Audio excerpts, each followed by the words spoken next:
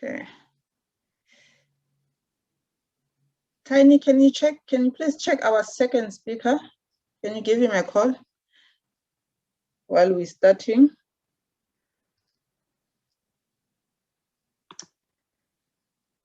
Good morning, everyone. Welcome to our second online career expo. And this year we have extended it to start with grade 8 or anyone that is interested in joining our online career expo. The last one we had started it with grade 9. So this year we said it start from grade 8, but actually it's anyone who's interested. Thank you everyone for joining us, and thank you for our speakers for taking your time to assist us in helping our learners. So the Career Expo was organized by Grow in Maths and Education Support SA. Grow in Maths, they offer maths and science lesson. Education Support SA, they offer support to any students. So the details will be shared later on if you need to get in touch with them. Okay, so our meeting is scheduled for today, 6th of March, from 10 a.m. up until 2 p.m. And those are the details. If you're already online, you don't need the details. And our presentation guidelines, the presenters are presenting following the below guidelines. So I won't go through that, but you just see the structure. This is how their presentations are structured. Okay, this is our program. We're starting with the welcoming.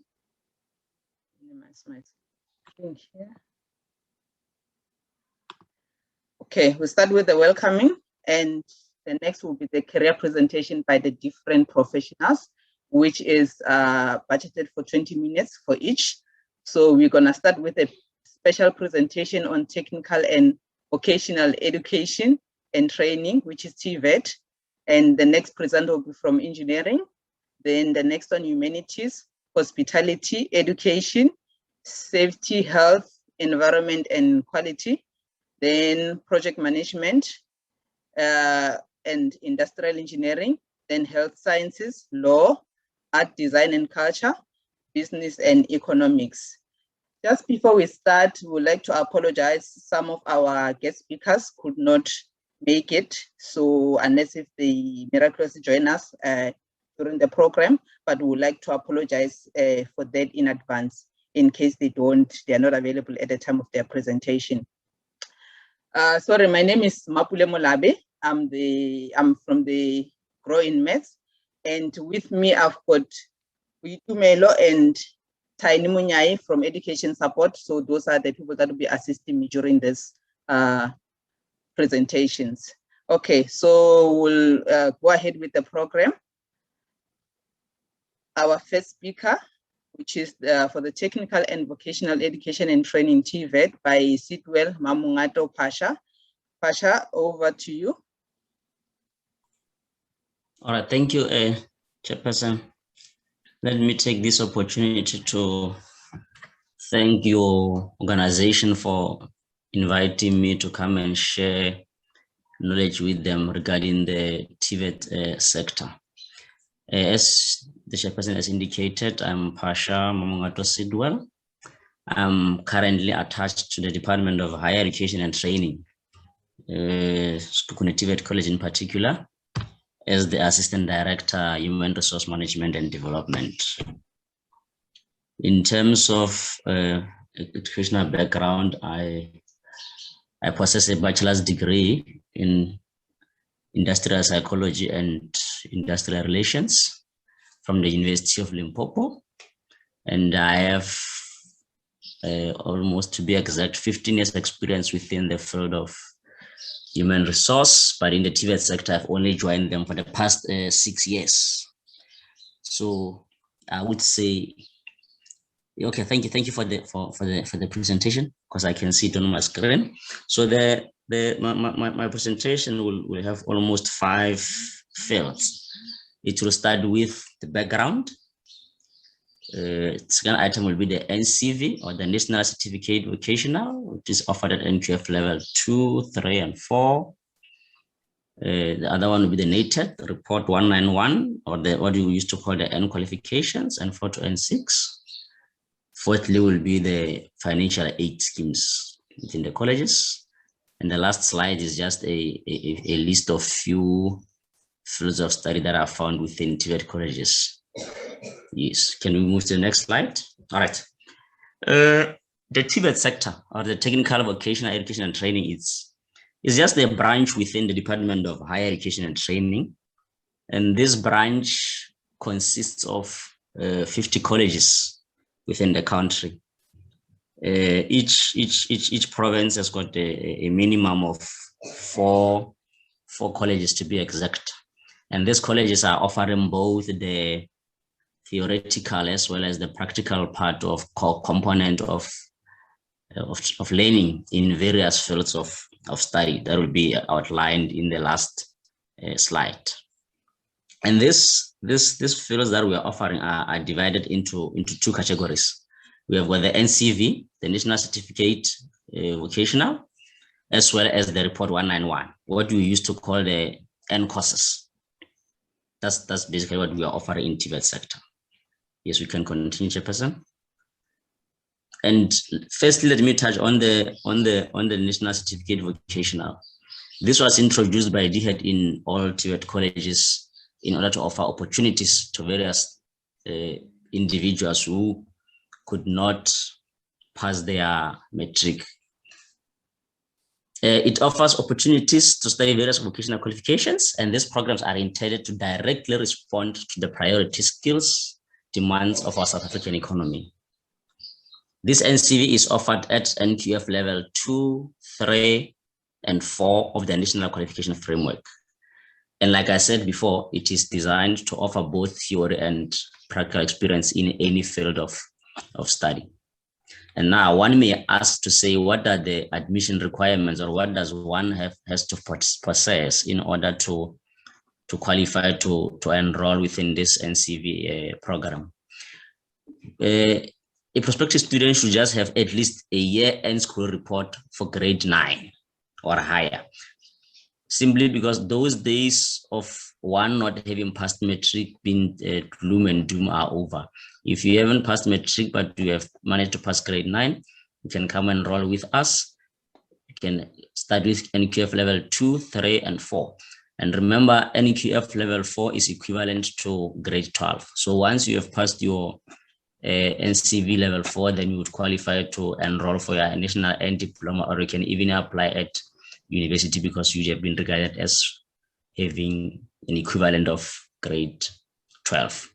So these colleges are there waiting for individuals to come and assist them. So if you have got anyone who has not passed matric but has got a grade 9, it's not the end of the world. We are there to accommodate and help him or her to achieve his goals. It's not the end of the world.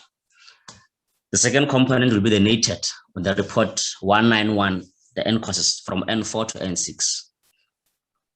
The report 191 is offered at national N certificate level from N4 to N6 national certificate.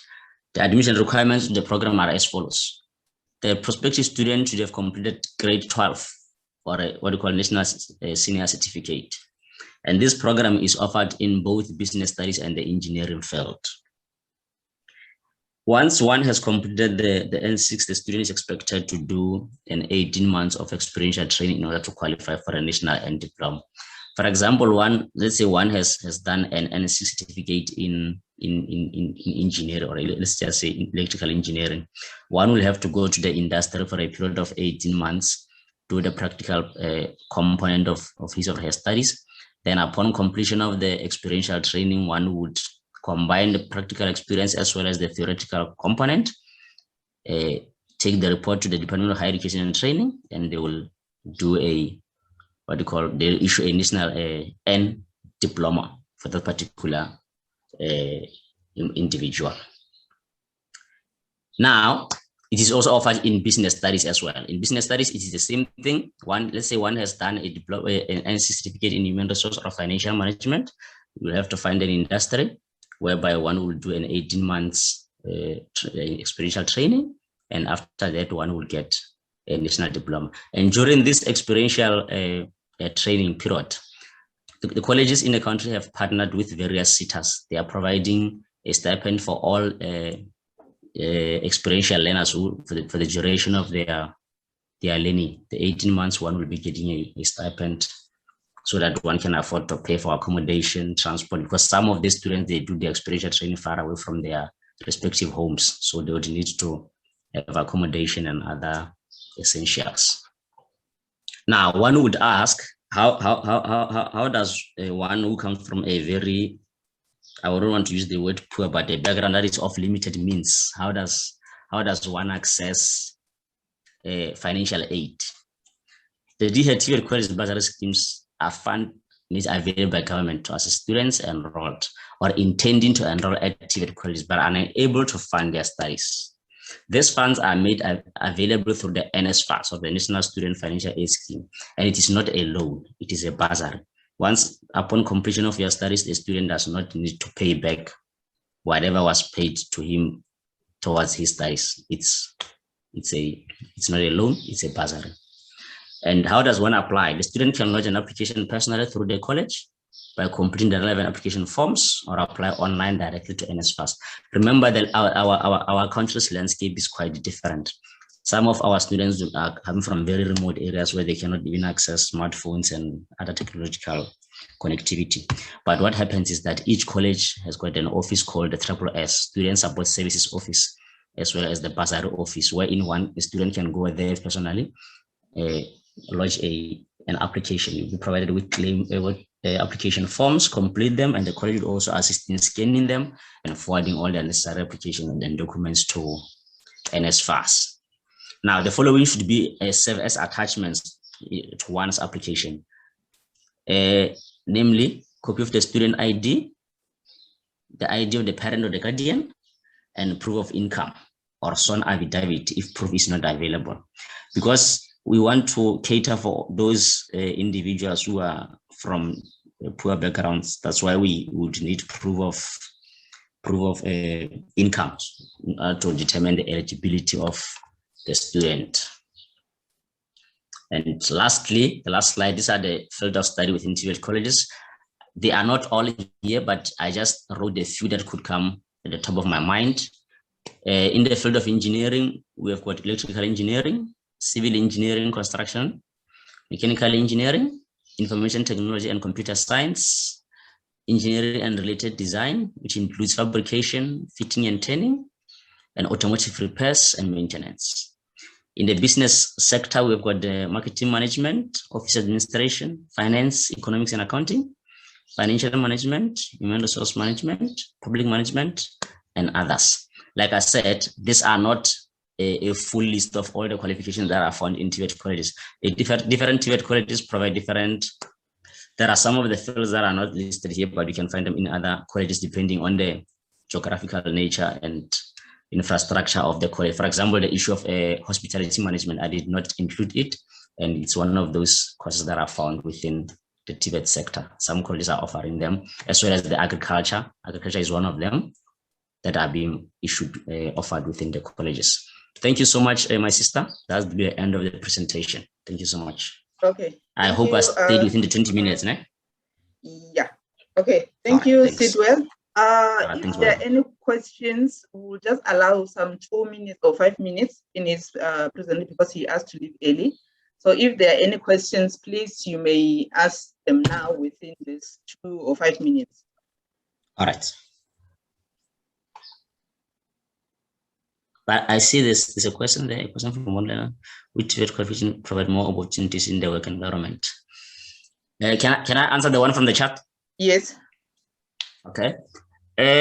I wouldn't say there are opportunities that are more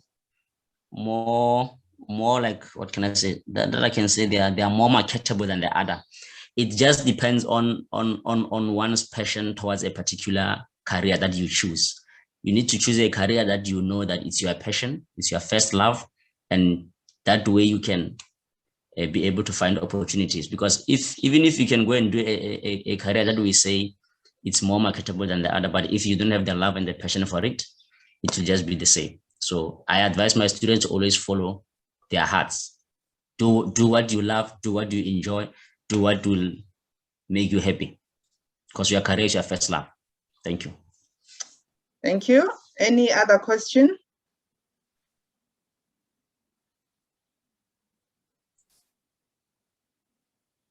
You can unmute and ask or put your question in the message box. So if there are no further questions, thank you, Sitwell. We will now move on to our next item on the agenda, which is engineering. May I please request our guest speakers to just put on their video when they present, just for the speakers when it's their turn to present, so that they can see. It's better when you're seeing someone that is talking to you than when you are just listening on the radio. So the next item is engineering. Mr. Sipotango, please, the floor is yours. Okay, good morning all. I hope you can hear me. Please confirm if you can hear me. Yes, we can. I'm not sure in terms of the camera, looks like it's a bit dark. Doubt. But we can see, you yeah, guys we can can see see, me. even though it's not that clear. Is it? Let me try and move around a bit. Okay, all right, so morning all. Just so that we don't end up wasting time. So my name is Sipotango. So I guess Mapule, yes, you can assist me with, yeah. So my background, I'm a civil engineer by profession. In terms of specialization, I'm specializing in structures. But as we go along our presentation, I'll just take you through the different specializations within civil. I know that Mapule, you have requested that I talk more on a broader spectrum in terms of engineering, but I thought that I think rather being too broad, let me also try and enlighten them more on what I specialize in, which is civil. But in terms of the requirements, as I go towards the end of my presentation, the requirements are the same, either be mechanical, electrical, or chemical. So, okay, in terms of my qualification, all right, no, it's fine. So I'm a professional engineer with EXA and also a professional project management professional. I currently hold a master's degree from VETS and my undergrad from UKZN. And next slide, please. Okay, so in terms of the specializations which I talked about within civil engineering, you have your environmental, geotechnical engineering and materials, structural engineering, transportation, and water resources. So basically, so this will now give you an idea of what exactly the civil guys do.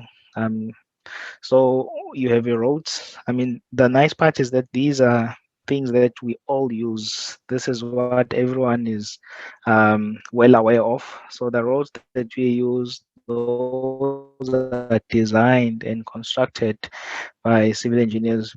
Water supply, water that you drink, starting from the dam all the way to purification and all of that. But normally when it gets to the purification part, then that's where you have an interface of various engineers. So within the treatment plant, there are mechanical guys, there are chemical guys, there are electrical guys, there's also civil guys, there's chemistry guys as well. So mention this. So within our field of engineering, it's very rare that you'll have a project where there's only one discipline. So there will be a project where there's a mechanical engineer, there's an electrical engineer, civil, almost all the disciplines working all together as a team. So I also mentioned that there's also wastewater treatment and disposal. So with all the pipe network that goes all the way to your treatment plants, those are all designed and sized by civil engineers. The buildings that we see. So in terms of environmental engineering, so what exactly does it contain? So with the environmental engineering, there tends to be a great deal of confusion because most people are not aware that this also falls under the engineering component. So people will think it's just environmental science. So there is a bit of engineering involved. So in terms of the areas, waste treatment, water supply, wastewater management, stormwater management, solid waste disposal, even things like your landfill design, you might think it's just a straightforward landfill design, but it's properly designed.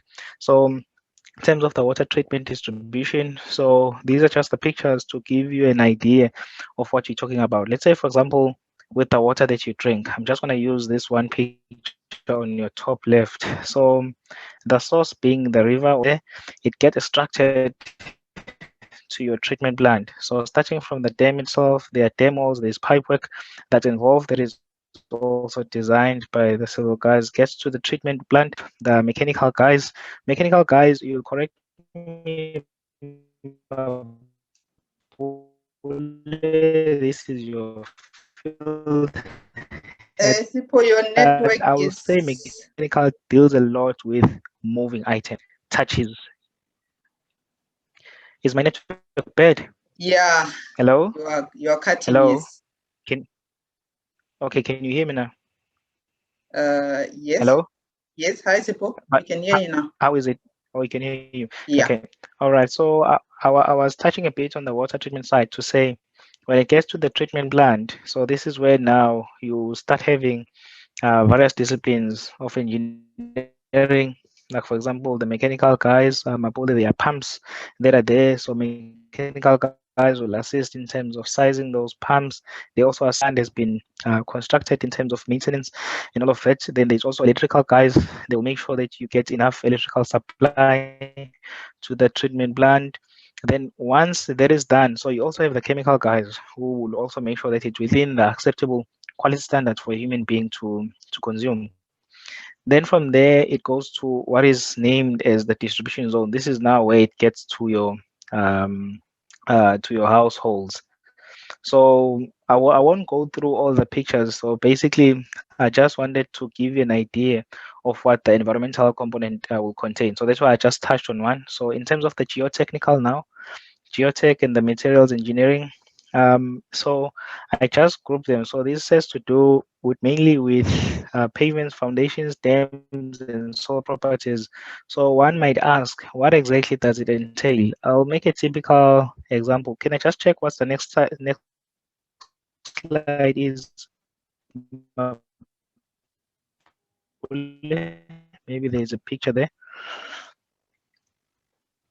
Yes, okay, thanks.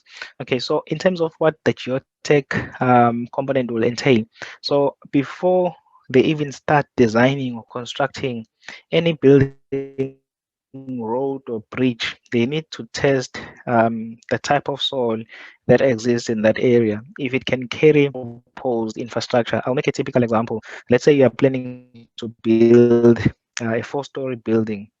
The first people that will be contacted will be the geotech guys who will come in, make sure that the soil is properly tested for that to be communicated with the structural engineers. So that's what the geotech component is about. Okay. Next slide, please. Sipho, they said you can switch Yes. off the video to allow the network to be better. Okay. Yeah, let me do that.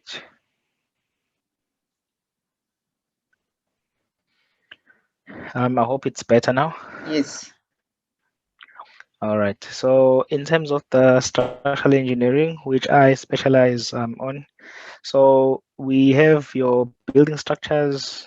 We have earthquake engineering. So the earthquake engineering, it's not much in South Africa, but should in case it happens that you end up working abroad and in other countries like your Mozambique, this is what you'll have to deal with. You'll have to design buildings that will still remain and be able to stand even after earthquakes. We also have bridges. We've got under structural engineering. Next slide, please. Okay, so again, still under social engineering, as I said, we've got buildings, we've got towers, we've got columns, dams. So anything that anything that is above ground, that is mainly referred as as a structure, and it must be done, and it must be signed off by a professional engineer. So maybe just one thing that I wanted to highlight on, like, in case you are interested in specializing in structures, it okay, you must like physics. When I say you must like physics, you mustn't be I wouldn't say shy or afraid, but it mustn't be one of your weakest subject. You have to understand all your basics in physics. You have to understand all your basics in mathematics. Computers, the reason why I say computers, because in our days, we no longer design mainly by hand. We have all these fancy softwares that we use. Next slide, please. Okay, this is just as an example of a bridge design. This is in France. This is one of the highest bridges in the world. It was designed and constructed by the civil engineers. Then again, so to be fair, Mapule, the reason why I kept on saying civil engineers, again, there is also the involvement of mechanical guys in terms of your manufacturing of these products. There is also an involvement of electrical guys and all of it. So again, this is another picture. It's tallest bridge in France. Next one, please. Mapule? Yes. Is my network got okay? Yeah. Yes. So, all right. If you can just, all right. Okay. So the reason why I also included this slide as well. So there tends to be an interface between structural engineers and architects. So, and most people, they tend to confuse the two. Let me make an example, and this example is actually going to be well understood by everyone. Let's say your parents or anyone in your family, they're planning to construct something. So they're going to appoint an architect who will draw the building. Basically, it's more of an artistic impression. Basically, drawing what exactly you guys want. But now, when it comes to making sure that the building is safe and it complies to all the relevant standards, then that's where you need to acquire the services of a structural engineer who will then use what the architect has. Same applies to any building. There will be an architect, then there will be an engineer. So we work well with all the other disciplines. So transportation engineering. Okay, yeah, it's fine. Next slide, please, Mapule. So transportation engineering, now we are talking of highway engineering. These are your roads. These are all the roads that we drive on. Those are designed and constructed. So remember what I'm actually taking you guys through. It's not only the design. You have the design guys who will make sure that it's designed, it works, and all of that from the engineering or drawing or drafting aspect. Then you also have guys who will have to construct it. So maybe towards the end of my presentation, I'll then talk about possible now the engineering sphere. So under transportation, as I said, we've got your highway, you've got your port and harbor engineering, which again involves a whole lot of disciplines. Then you've got your airport engineering in terms of the design and construction of the airport. It involves a lot of civil engineering or transportation engineering. Next slide, please, Mapule. Okay, this one you can also pass because I've already touched on it as well. Next one, Mapule. Yes, it's just a typical example. Oh, sorry, I was just saying this was a typical example of now of traffic planning. So what the traffic guys do. So within the transport world, traffic engineers. So they look at the population growth within that area to say we're expecting the population to be this much, or maybe due to urbanization and all of that, this might be the projections for your traffic growth and all of that. Then they design the infrastructure to suit whatever growth that they have estimated. So water resource engineering will involve some storm sewers, water resource planning, all your dams, all your irrigation systems, your water distribution systems, and your groundwater modeling. So I've touched on this when I was taking you guys through from the source being the dam or the river, to the treatment plant and to your household. That's what the water resources engineering will entail. Next slide, please, Mapule. So again, it also goes back to what we were talking about.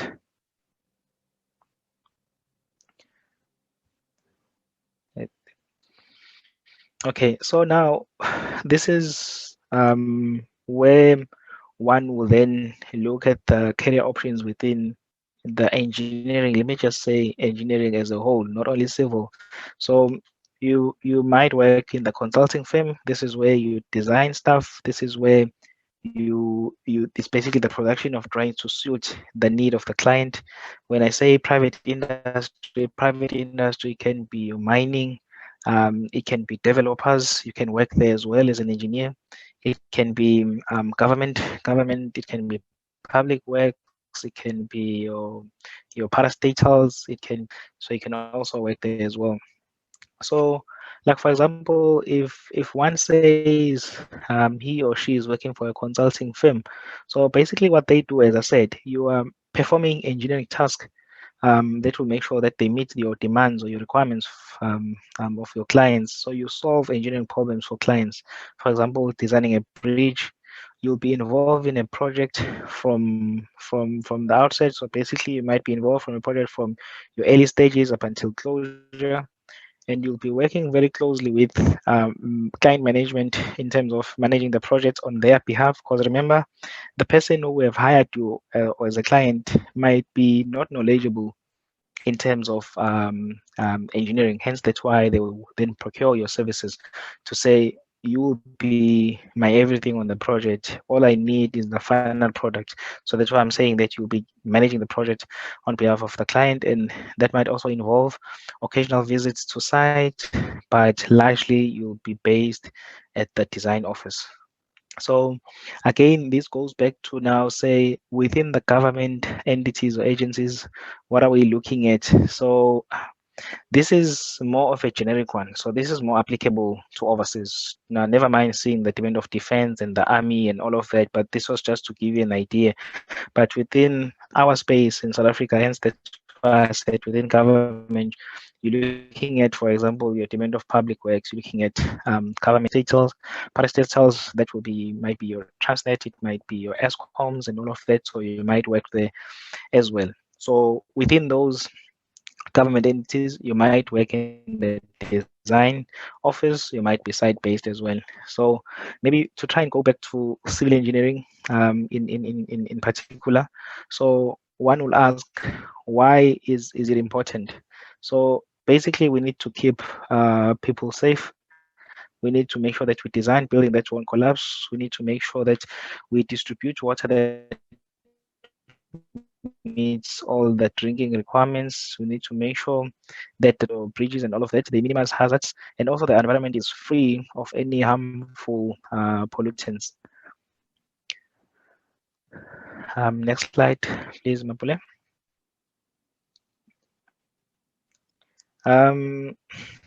Okay, so one might ask, how will I benefit from being an engineer? Let me say, not only a civil engineer. I won't lie, you'll have an excellent job security. There's a very high demand of engineers. So guaranteed you will be in demand the minute you finish studying. And it's also very something great to do, and knowing that you're doing something that is important, that is protecting the public's health and safety. And also you also work on projects that will allow you to use your creativity, because remember, engineering, it's not about just sticking to the norms or sticking to what you know. It also allows you to use your brains a lot. And I mean, these are just the typical great structures that have been designed in the world. The common known Golden Gate Bridge, the Hoover Dam, and all of that. Next slide, please. I think these are can pass Mapule because these are just the fields, different fields.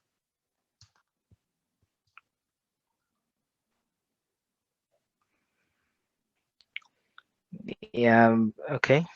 And then, okay, I think another thing now, for someone who has never been in a working environment, I think I need to not to scare them, Mapule, you will excuse me. So basically, but being an engineer, guys, don't expect that you're gonna be wearing a suit and a tie and you have a very fixed you have fixed working hours like your 9 to 5 or your 8 to 4. That's just a guide. Remember, the public needs you. So if there's an agency or if there's something that needs to be resolved, you can't just leave it. So that's why I think the gentleman who did the first presentation mentioned that when you choose a career, make sure that you choose something that you like, something that you love. So something that you don't need to be dragged to even to go to work for that matter. So also another thing, when I say what is the work day like for a civil engineer, generally it's project orientated. So when you start, but maybe what I can do, Mapule, let me just be more practical. I won't even go through these bullet points. If you can allow me, I'm not sure in terms of time how we're doing it time, but just to give them an idea. So when I started working, so I started working in Joburg for a consulting firm. So as a junior engineer, I think this is something that I might need to share as well. I don't know about my colleagues. Mapuli, you're also an engineer yourself. So yes, you might come from varsity thinking you know it all. But when you get to the working environment, it humbles you a bit. You rely on the senior guys for some coaching and guidance. So what I can say is that engineering involves a lot of dedication and hard work. So even if when you get to an environment, don't think that things will be just smooth. You also still need to work as hard as possible to work or make sure that you basically keep up with the project's team's pace, just so that you don't end up being the weakest link. So my typical day, for example, when I started working, I used to start working at around about 6:30 to 7 to about 4, and it would be mainly just calculations. So the only thing that was on my desk was just the calculation pad and the calculator and the computer. So that was my day. So again, it goes back to what the gentleman was saying. You choose something that you like. I don't mind maths. I enjoy doing maths. I enjoy doing stuff that involves physics. And when I say stuff that involves civils or physics, for example, structural engineering has to do with physics. A lot of forces, a lot of dynamics involved. So you must have a great deal of understanding of physics. So that's why it's very important that your typical day involves stuff that you enjoy in doing. So I'm not sure what the next slide entails, Mapule, but I think it might be, oh, okay. So now this is something that I think is also beneficial to you guys. And I think I need to put a disclaimer on this. I might have missed some of the things, but this is what I know from a high level. I'm not from the university admission guys, as in being updated of what the requirements are. But the last time I checked, for university access, if you want to do engineering, you will need pure maths. I think I need to be specific with that, and I assume that everyone is here. That is here. They are all doing pure maths. If there is someone doing maths lit, it might be of a challenge because they won't accept maths lit. So you need pure maths, a minimum of 70, and you also need physics, minimum of 70, level 6 with using the new system. And for technicons, so that's your level 4. So basically, within now the engineering sphere, so in terms of the qualifications that we have, you have your Bachelor of Science in Engineering or Bachelor of Engineering.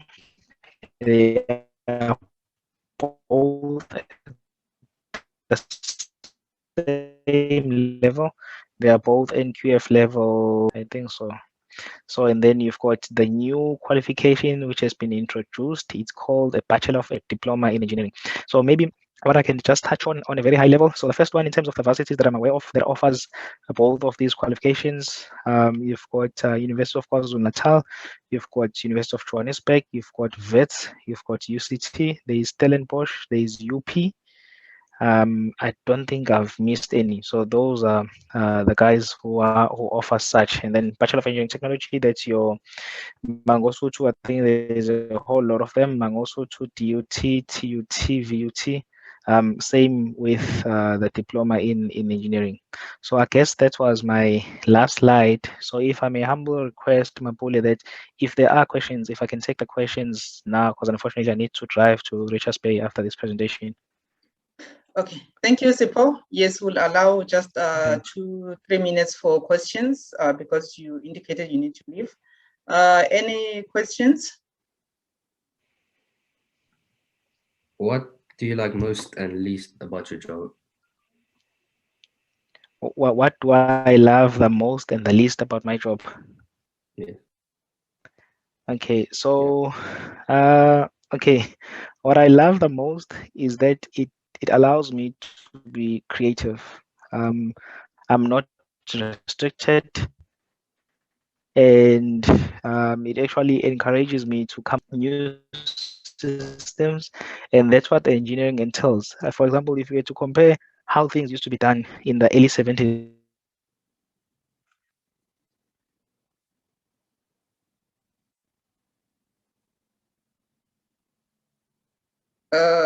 Did we lose you, Sipho?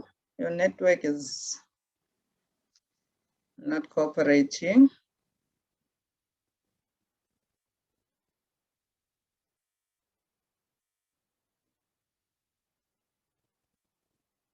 Sipho? Please check the other questions on the chat. Okay.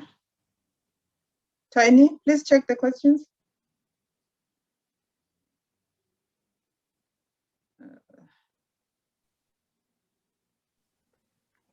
Hello, Sipho.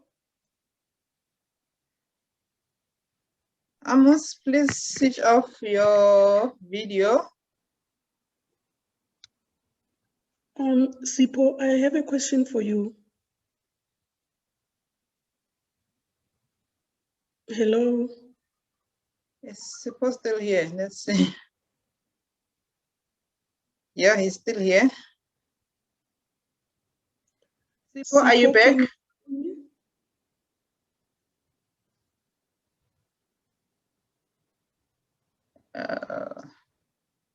Okay. All right. His network was not cooperating, so I guess we'll, yeah, hopefully he can come back quickly. But let's move on to save time. Okay, thank you, Sipho. Let's move to the next item on the agenda. Mapule? Oh, okay, thank you. I'm so sorry, my network, I think he has been giving enough signals, warning signals that it might just cut off, but I've managed to connect on another one. Okay. So I think going back to, yeah, so I'm just gonna try and answer the question from the gentleman. So he asked, what do I love the least about my job? And I said there is actually none. So basically I don't regret choosing civil as a career. And also, as I said, that the fact that it does allow me to be as creative as possible. So I think that's what makes me enjoy each and every second of being an engineer. Okay, I hope that covered. Yeah, Robotile has a question for you also. Hi, Sipho. Yes, okay.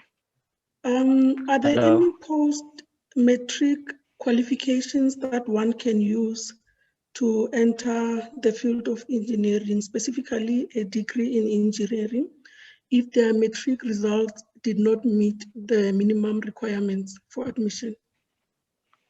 Yes, yes. Okay, so I think again on that question, I stand to be corrected. But what I know from most varsities is that they have what is called a bridging program. So if you don't, or if you didn't meet the requirements, so they will allow. So it's actually normally a year where you will enroll for that bridging program. So instead of the program being, say, a 4-year program, it will end up being 5 years. So the first year being the bridging program. For example, at UKZN, they do have one. Almost all the varsities they do, even technicons as well. So you can basically be enrolled via the bridging program.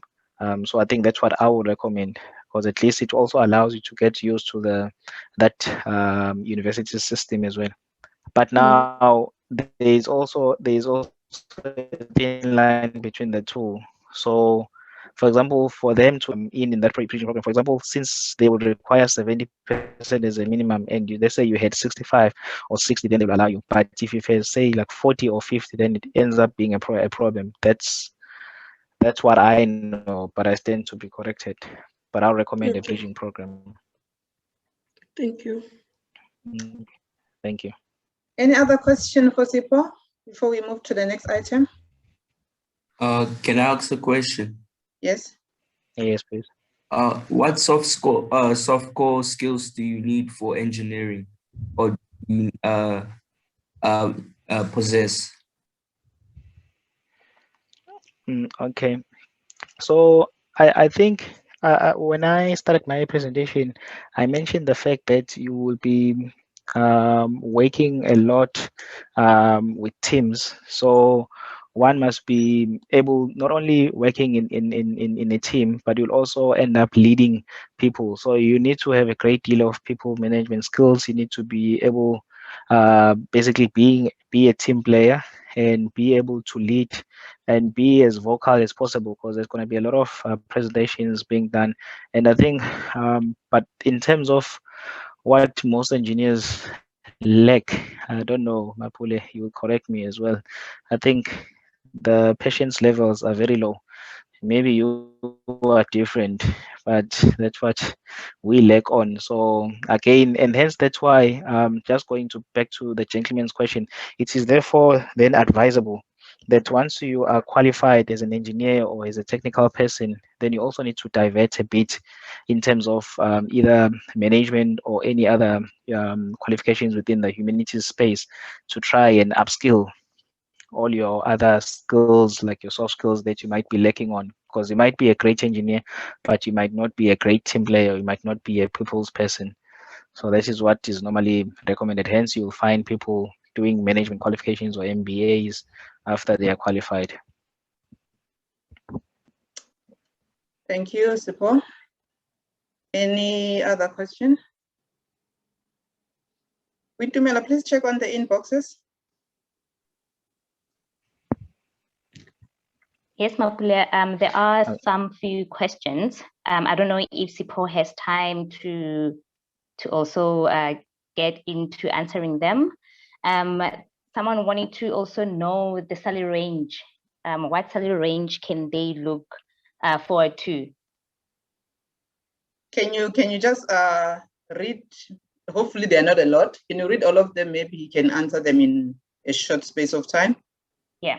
So it's about the salary range, and also I'm not sure if this one has already been answered, but someone wanting to also know if okay, I think you did answer it, because the other one speaks about the TVET courses and if civil engineering is offered or not.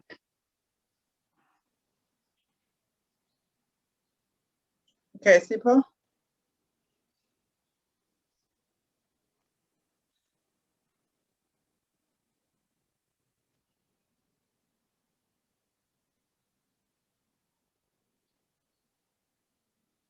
Mapule? Yes. Yes. If I got the question correctly, because my network also dipped a bit, she's asking about the salary range and what else? Salary range, yes. And if a civil engineering can be done at the TVET.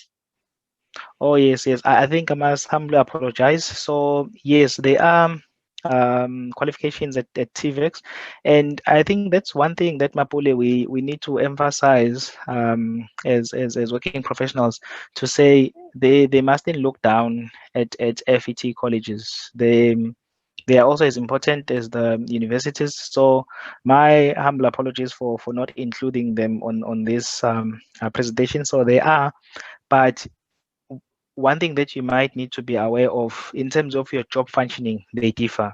You won't be able to perform the same job functions as someone who went through to varsity. So that's why someone who's coming from a TV college, they are actually called artisans. So that's something that you must be ready for. For example, if you come from a technical, you are called a technician.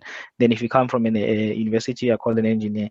Then in terms of the salary range, to be honest, and I'm gonna be trying to be as honest as possible. For now, that is not important. And I hope you don't take my answer as being rude. Honestly, it is not.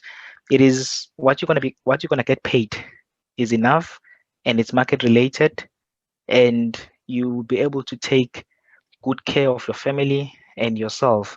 So basically, you mustn't choose a career based on money. Otherwise, you're gonna be stuck. Like for example, I hope there's not doctor in this platform. There Otherwise, is. everyone, or there is. Okay, let me then just reserve my comment. But let me speak for myself. My family wanted me to be a doctor because they say it pays a lot and all of that. But there were no ways I was going to be a doctor because I just don't see myself working in a hospital. It was not gonna be aligned to who I am. So you mustn't choose a career based on money. Engineers do get paid reasonable salaries. The more experience you have, the more money you will get, and also depends on what you specialize in. But when you guys start, you'll start almost at the same salary range. But in terms of your background will differ. You won't get paid the same money as someone who's coming from a TVEC. You won't get paid the same money as someone who's coming from a technical. That's where the difference might be.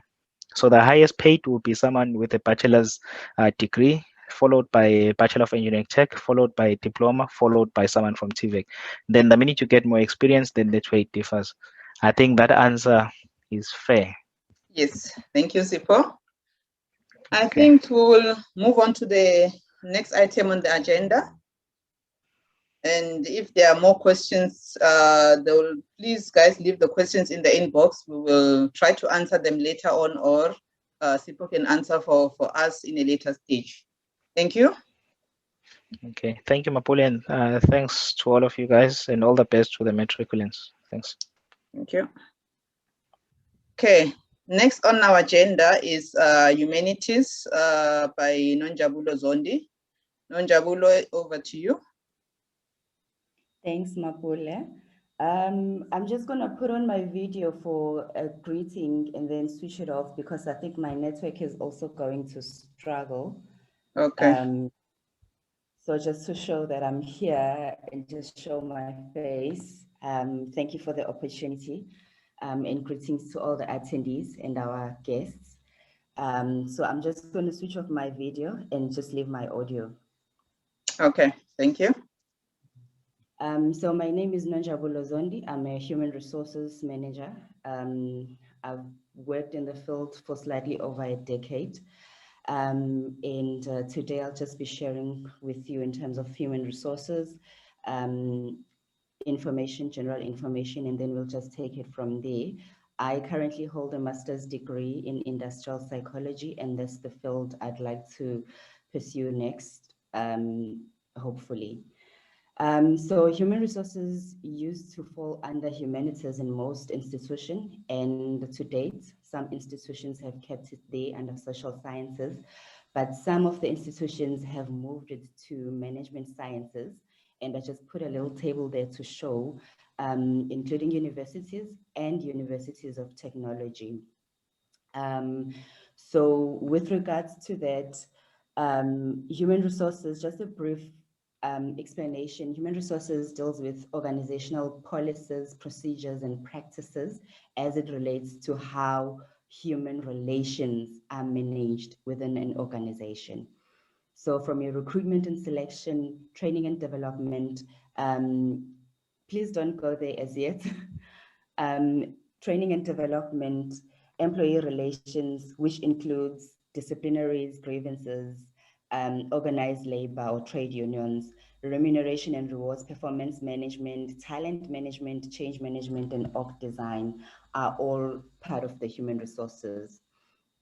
Okay, I'll try and speak louder. Yeah, I'll try. So basically that's it with HR. As an overview, as you can see there. Thanks, Mapule. You can move to the next slide. So there were a number of factors that influenced this as a career choice for me, and some are not so great, and I would advise our learners to kind of try, as the previous speakers have said, you need to choose what you like the most. So for me, human resources, to be honest to this forum, was not necessarily my first, second, or third choice, but I ended up, doing it, and I'm giving it my best in terms of doing it. So in terms of my personality and interests, my potential, and past academic performance sort of played a role in terms of, what is it that I can do? And my family also believed that I would make a good doctor. So I needed to do physical sciences and mathematics, and I didn't think so. So in terms of affordability as well, you would need to see, would I afford a university or a university of Technicon? Would I get funding? With a lot of issues surrounding our South African context when it comes to higher learning and financial affordability. So that's another crucial factor that kind of influences if one can choose this career at this institution or not. And then obviously my family and my parents had a pressure in terms of, you need to choose something that's going to have job opportunities. And I think that's the pressure that I would advise our current learners to work out and, be able to stand up for yourself and say, this is not what I'd like to do. This is what I would like to do, and be able to be firm in that effect. So in terms of choosing your career, go for your passion, go for your skill, for your abilities, and you'll be good, and you'll be good to go. You can move to the next slide, Mapule. All right, so in terms of personal career highlights, I got an opportunity as soon as I finished my studies to get into a graduate development program with BHP Billiton. I was based in Richards Bay, and it was a good opportunity for 2 years.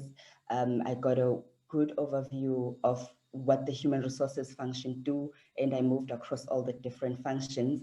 And once I completed that, I was happy enough to be appointed as a specialist.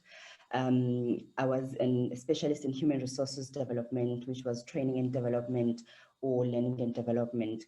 But then I didn't want to specialize that early in my career. So I decided to look for a generalist role, and I managed to find one with Richards Bay Minerals, managed by Rio Tinto up in Richards Bay in KZN. And that's where I completed various projects of impact. And in terms of my career, I could see myself growing into the role and learning a lot.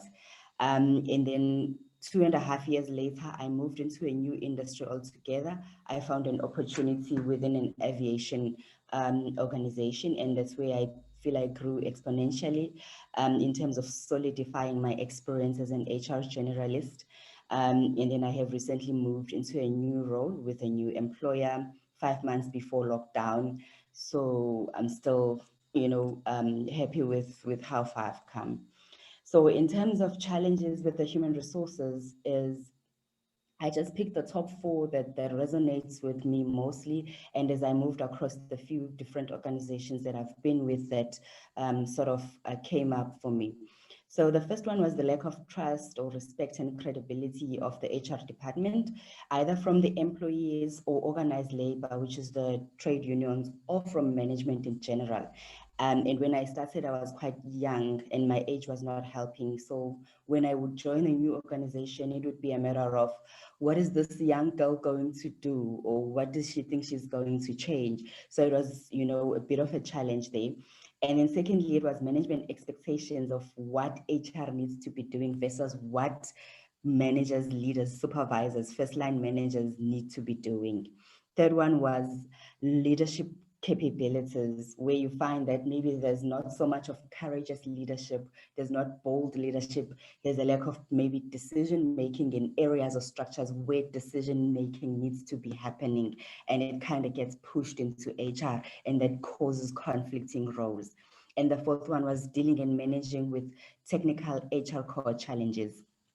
And then in terms of navigating these challenges, the first one was consistent partnering, being transparent, being fair, being objective, and offering my professional experts guidance and always being reliable. So once you start taking sides as an HR person, you've lost.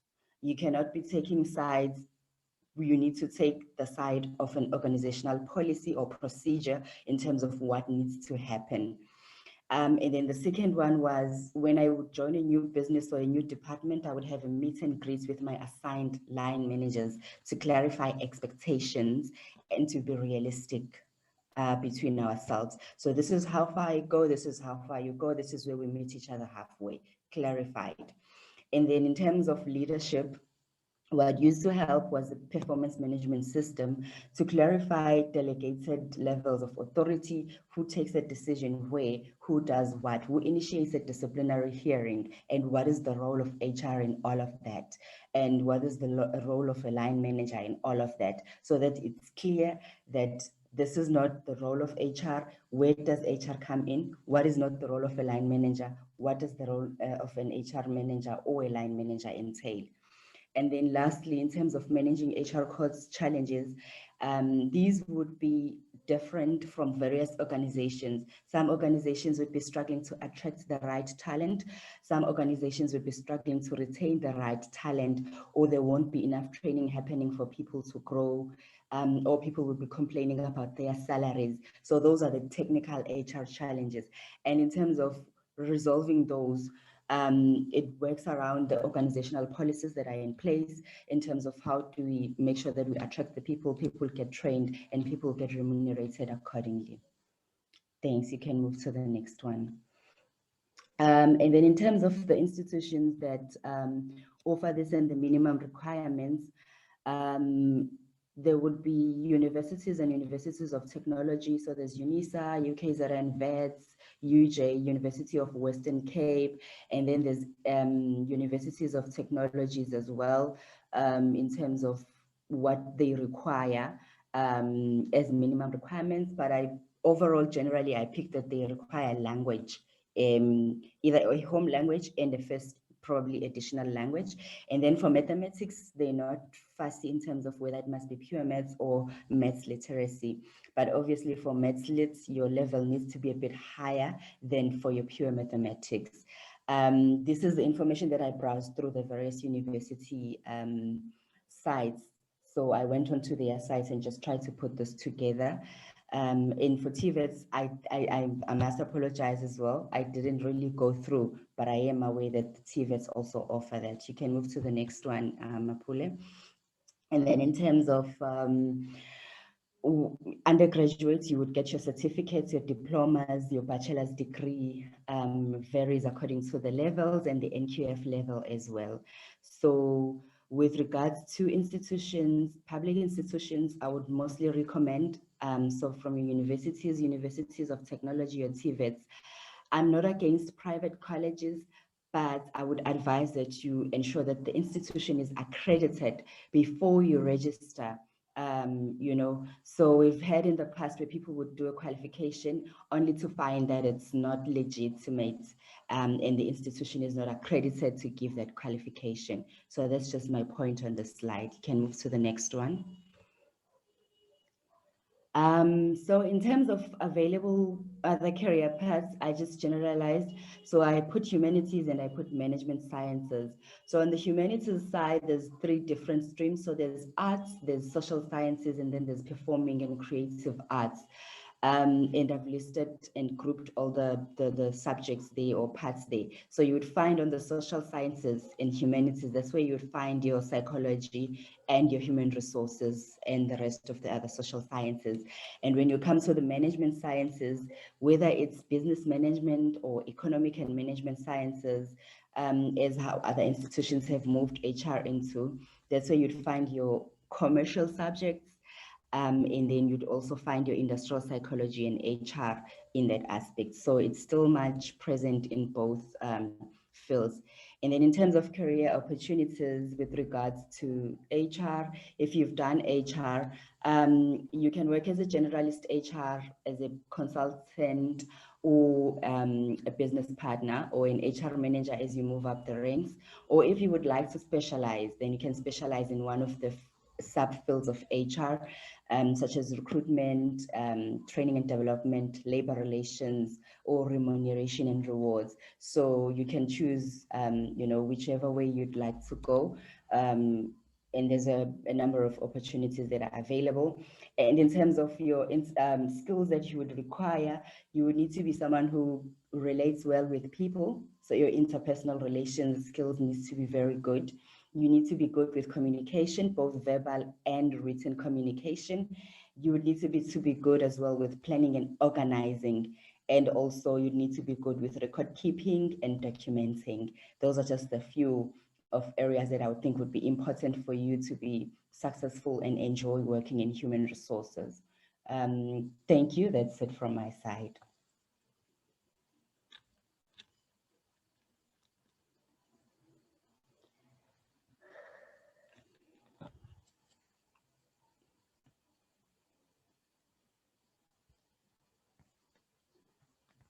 I'm done.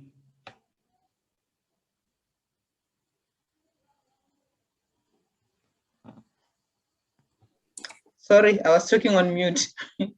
Nonjabulo, I was asking, are you gonna stay for the whole program, or because we plan to have the question and answer at the end? We just taken the question and answer for those who have asked to leave early. I might not be able to stay right through to the end. So I might listen to the next, I might be able to listen to the next two speakers, but then after that, I would need to go. So maybe I can take a few questions that might be there for me. Okay, all right. Any questions for Nonjabulo? Thank you, Mapule. Thank you, Nonjabulo. So one question that came up was, you spoke about a generalist, as in you can be a generalist HR. What does that mean, and where does one actually work as a generalist HR? Oh, okay. So in terms of organizations and HR and how HR works is, you would find that there are specialized people who form part of central HR or head office HR. And then you would find that there are people who are working either on the field or in the plant, or if you're working for a manufacturing organization, but basically in the operations. So if you're a generalist or a consultant HR who's working in a generalist role, you will be assigned a department or a division. That's how most organizations have structured their HR. So you find that centralized or head office HR are specialist people. Maybe they specialize in rewards and remuneration and training and development and. But if you are placed in an operations space, so you'll be assigned, maybe you'll assign to an engineering division. Then you are an HR business partner there. That's when you are a generalist. So every time the engineering leadership team or management needs anything to do with HR, they'll come to you. So if there's vacancies, they work with you. If there's training issues for their department, they work with you. What you then do is in areas where you're not maybe good, maybe for an example, employee relations, there's a process that needs to go. Then maybe you're not comfortable, then you can consult your specialist employee relations and say, guide me on this. The specialist guides you, then you go back to your manager, you help out your manager. So you're very hands-on, you are practical, you are partnering directly with the business or the organization on all end-to-end HR processes. I'm not sure if that helps. Thank you. I think that really clarifies it. I think we have one more question for you from Petra. So they want to know about industrial psychology. What other opportunities does the qualification offer? Okay. So industrial psychology, you would need to study up to masters if you are to practice any psychology field, which is why it's taken me so long. So you find that most people have done industrial psychology up to an honors level, and due to that now they can't necessarily practice as psychologists. So they end up coming through to HR to practice. So industrial psychology, you need to study your bachelor's degree, you study your honors degree, then you study your master's degree. Once you've done your master's degree, you do 1 year internship, which is now the 6th year. You do your supervised internship, and then you go and write the board exam with the Health Professions Council of South Africa, HPCSA.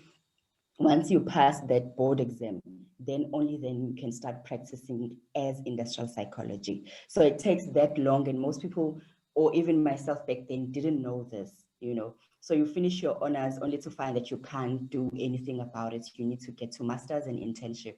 So once you've done that, you can practice as an independent practice. You can open up your consulting firm. So industrial psychologists help organizations diagnose human-related, which is why it's somehow overlapping with HR, diagnose HR-related challenges, problems, and what could be done to assist in they deal with change management, human behavior, and there's also a larger part of it that is psychological assessments or psychometrics.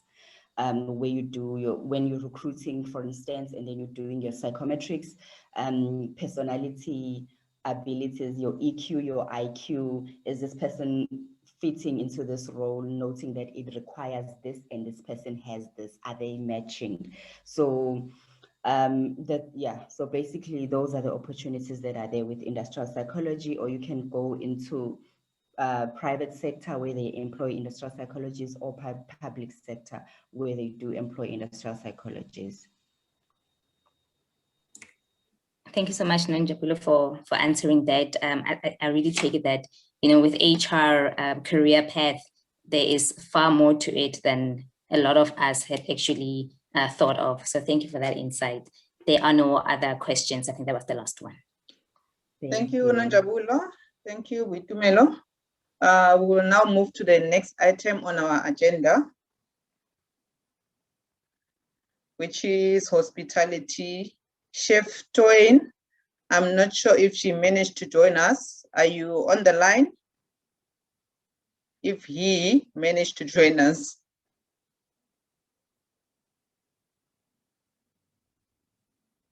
Okay, so let's move to the next item. Hopefully she'll still join us. Okay, the next item on our agenda is education by Dr. Velaphi Ndlapo. Dr. Velaphi, over to you.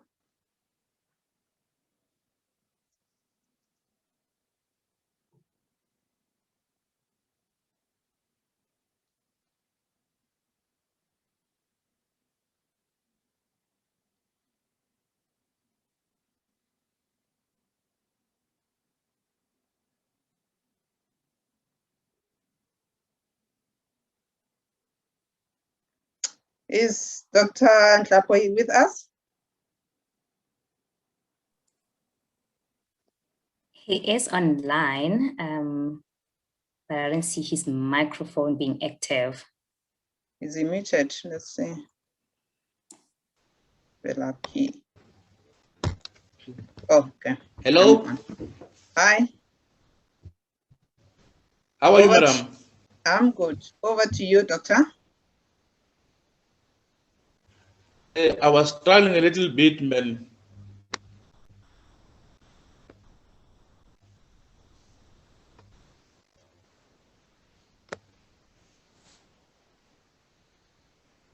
Okay, you can take over.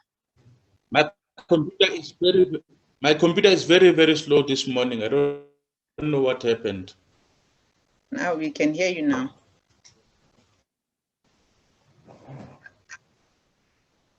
Can you hear me clearly now? Yes.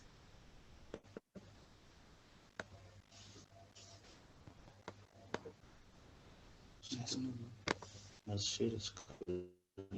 Where's the screen? You want to share a screen?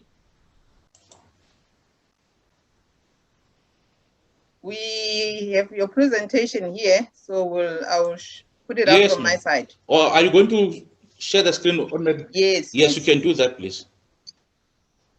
But I can't see it on my side.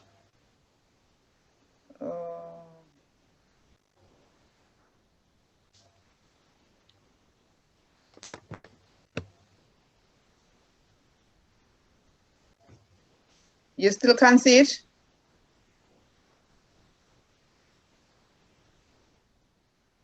No, I still see the last slide from the previous presenter.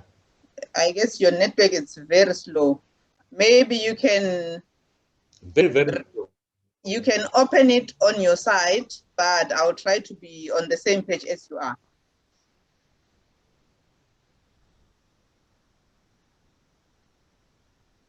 Okay. Yeah, I think your network might just be slow. This computer.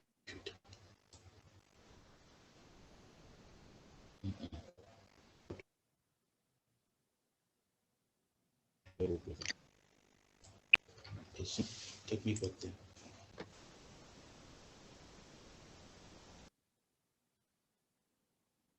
Are you winning? Maybe we can move to the next presenter, then we'll come back to you.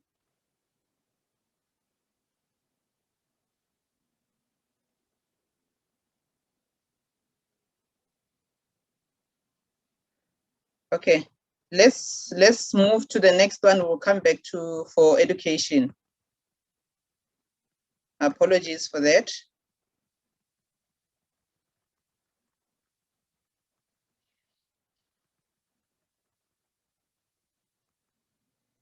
Okay, so let's move to the next item. We'll go back for the education once it's sorted. The next item on our agenda is safety, health, environment, and quality check by Mrs. Figile Zungu. Figile, over to you.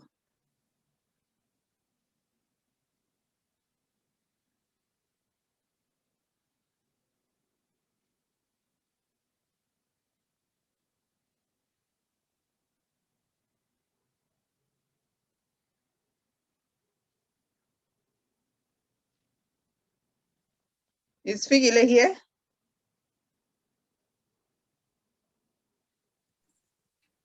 I'm struggling to find her actually. I don't think she's online. Okay, I can't find her online. Okay, can you try get hold of her with Tumelo? Then we'll try to move to the next slide, the next guest, while we're still trying to sort out that. Okay, so we'll move, apologies for that. We'll move to industrial engineering and project management by Mrs. Nomsa Spama. Nomsa, over to you.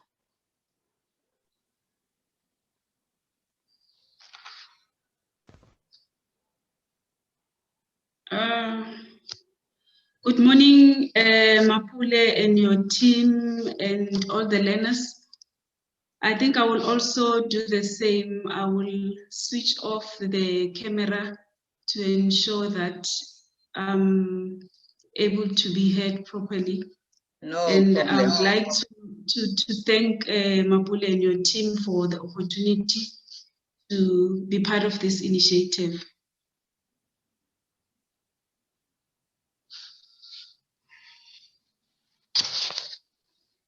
You can go to the next slide.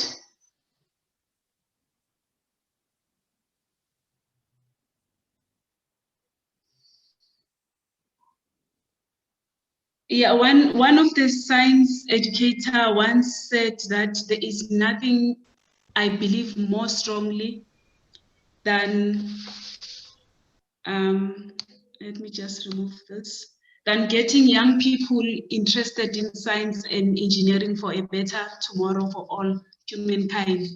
I think it is the same drive that made me to participate in this initiative, because I believe that we need as much as possible to encourage all those who want to pursue science and engineering to be interested, and also to know what is available out there for them. My name is Nomsa Spama. I'm currently working for Eskom as a senior manager business enablement. My educational background is industrial engineering, and I've been in Eskom for plus 10 years. So before I go into industrial engineering, I thought maybe it would be prudent just to give a definition of engineering. Although the previous speaker has already elaborated much in terms of engineering. Engineering is using maths and science to solve practical problems. When you look around, many of the problems that we are facing, some of them, they need engineering solution. So we need more engineers. It requires creativity, persistence, and desire for improvement. My presentation will mostly be focusing on industrial engineering. We've also included project management, but I will just touch briefly on project management. Industrial engineering is the study of optimization of complex processes or systems. It utilizes people, material, machine, information and money, and also energy. And I strongly believe that engineering is a bridge between management and operations. We strive to find ways to eliminate wastefulness in production processes. I think this picture depicts how industrial engineers utilizes these resources to ensure that we increase productivity or there is efficiency in our processes. Maybe to illustrate this picture, I can use an example that maybe all of us will be able to relate to it in how industrial engineering uses people, material, and machine in order to ensure that we increase productivity and there is efficiency in our organization. I will make an example of a car, or when you are in a work environment, it can be an asset of an organization. When you think about a car, which is the machine, you need to make sure that that machine is safe and that machine is running smoothly. And as an industrial engineer, you need to ensure that that machine is maintained. And in maintaining that a machine, you need to ensure that there is required material. If you need spare parts, these spare parts are in a good quality, and you ensure that there are people available with the right skills, and you also measure the utilization of those people to ensure that you maintain that a machine. And you need money. You ensure that there is budget that is available to pay the people. There is budget that is available to buy the spare parts, and you need information. In terms of information, we'll look at the maintenance information of the machine. You look at the trends and the reliability of the machine, the breakdown of the machine, to ensure that that information you feed into your maintenance strategy. It's a typical example that covers the resources that you require if you are an industrial engineer to ensure that there is efficiency and to increase productivity, because you don't want to sit with a machine that is currently on breakdown, but you need to ensure that the machine that you utilize is able to produce as it is expected. And you need to, at a certain point, when your machine it's taking a lot, like your car. If you maintain your car, no matter how much you love your car, at a certain point, you need to make a decision that maintaining this car is no longer viable. Therefore, I need to buy a new car. And then you make calculations in terms of the replacement cost versus the maintenance cost. I think that is the concept that covers the thinking of an industrial engineer in an organization, where you need to make that decision at a certain point to say, maintaining this machine is no longer viable for the organization, but I need to spend money to replace it. We can go to the next slide. Thank you. In terms of my academic path, I started, when you look at industrial engineering, you can follow two, I would say, streams. You can either follow the stream of being an engineer, or you can follow the stream of being a technologist. From my side, I've studied national diploma in industrial engineering, and I went through BTech in industrial engineering. But from BTech, in terms of, instead of following through, I'm receiving feedback. I'm not sure if there is someone who's not muted. Instead of following through the stream of technologists, I did my BSc honors, applied sciences, still in industrial engineering. Then I studied masters in engineering management, then currently busy with leadership in energy. But when you look at the criteria for admission, if you want to go through University of Technology, the APS score is 27, and you need to have English, maths, and science. When you want to follow through the stream to be an engineer, you will need 35 APS score, and you will have to do English, maths, and science. But these APS scores, they differ from university to university. It would be wise to start taking the university that you want to study in, to say what is their APS score, so that you can be well prepared when you complete your matric. And the other thing that is also most important is to ensure that when you go to grade 10, you already know which field are you going to pursue, and also you already know what are the requirements for that field, because you don't want to find yourself studying history and at the end of the day you want to pursue another field that requires science and maths. Next slide. My career path as an industrial engineer, I started my in-service training in Asametal as an IE in training. And I remember when I started a training, the most activities that I was busy with in training, it was time studies, efficiency studies, and improvement project activities, where we would look at the cycle time of each process, and we determine if there are no bottleneck in the process. What are the improvement initiatives that we can introduce into the process to ensure that we've got efficiency in an organization? So I've gone through from IE in training. Currently, I'm a senior manager business enablement.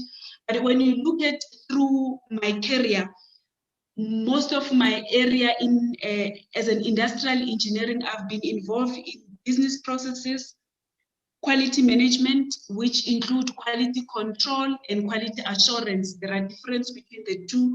And I've been involved in performance management and business improvement. I've tried to also reflect the companies that I've worked for, in order to also explain to anyone who's interested in doing industrial engineering that industrial engineering is so versatile that you can work in any industry. Most of the time, I get this question, where does an industrial engineering work? And my answer is simple: where there is people, where there is money, and when there is machine, you will find an industrial engineer. So I've worked from a manufacturing industry to automation, to automotive industry, defense, and I'm currently in an energy sector.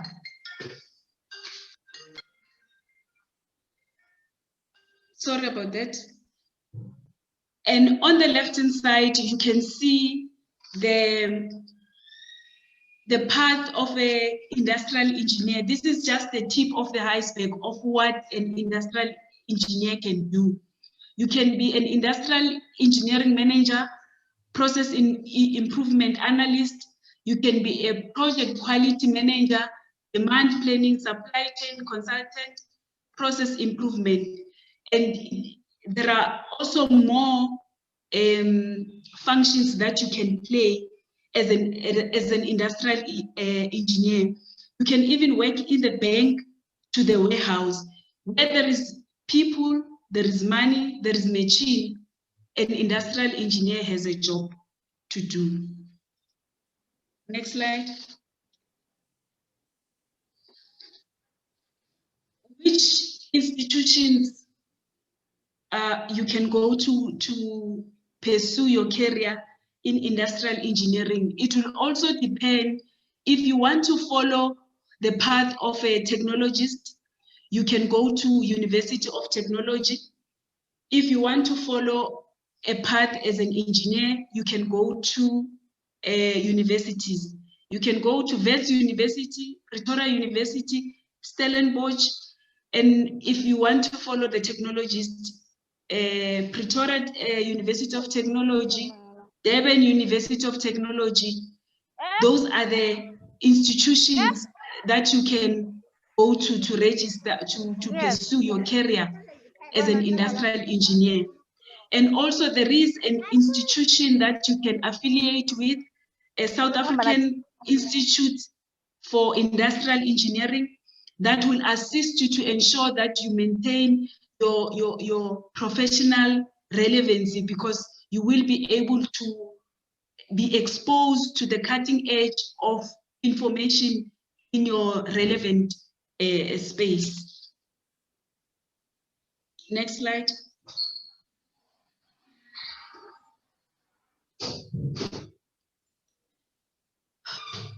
Why choose industrial engineering?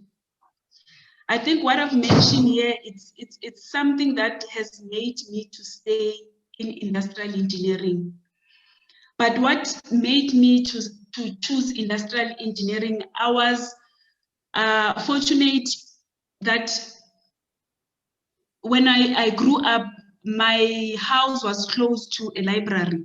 I remember I wanted to be an engineer in all my high school years, but I was rotating. Today I would wake up, I would want to do civil engineering.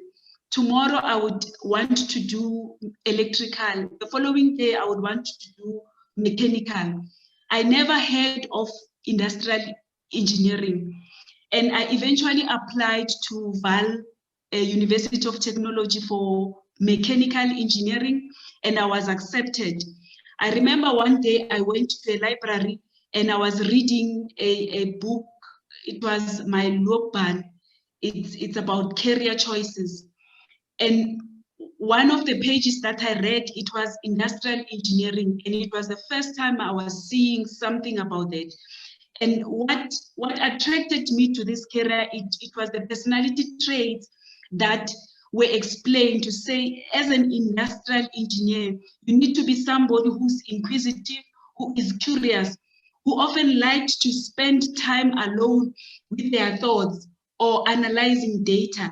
And I felt that I connect with that, with those requirements. And that was my turning point. I remember I went the following day, I picked up the phone, I called Val University, and they said, no, you can come and register for industrial engineering. But what made me to continue to study industrial engineering, what made me to stay in this field, is the versatility of this field. As an industrial engineer, you will be able to have options and explore different job roles. As I've indicated in the previous slides, you can play different roles. It depends what is it that you have passion on. If you can have passion to be in an office dealing with a lot of data, or you want to be in the shop floor, in the production line, or you want to be traveling, be a consultant, I think that is what excites me in this environment. You can work in every sector. As I've indicated, where there is men, where there is machine, and when there is money, you need industrial engineer to manage that environment. And what I appreciate also about this field is that technical skills and business insight are mostly combined. Most of the industrial engineers have got a broader understanding of the organization because of their involvement in different departments within the organization. Next slide. Maybe before I touch on the career highlight, I just want to mention that if you are intending in pursuing this career, I think what you need to note that the personality traits that you need to have, it's a problem solving and listening skills. Remember, for you to improve any process, you need to listen to the process owners. So you need to have critical thinking and also a good understanding of maths. Speaking and writing skills are very much important because for you to be able to persuade any process owner to change, you need to be able to articulate yourself very well. My career highlights, I will just mention these two. The first one, it was my involvement in this project to represent Eskom in China program for rural electrification in Angzu. So for me, this was my career highlights, not because I was in China, but because of the experience that I've gained there in working with people from different African countries. I think the interaction there made me realize how blessed we are in South Africa. And the work ethics in China has made me realize that for us to be able to move from where we are as a country, we need to have good work ethics. So I think this was my career highlight, and I was able to come back from this program and also implement some of the initiatives that were implemented in this program. And the second one, it's the implementation of ISO 9001 system, and we were able to achieve the certification for the return to service station.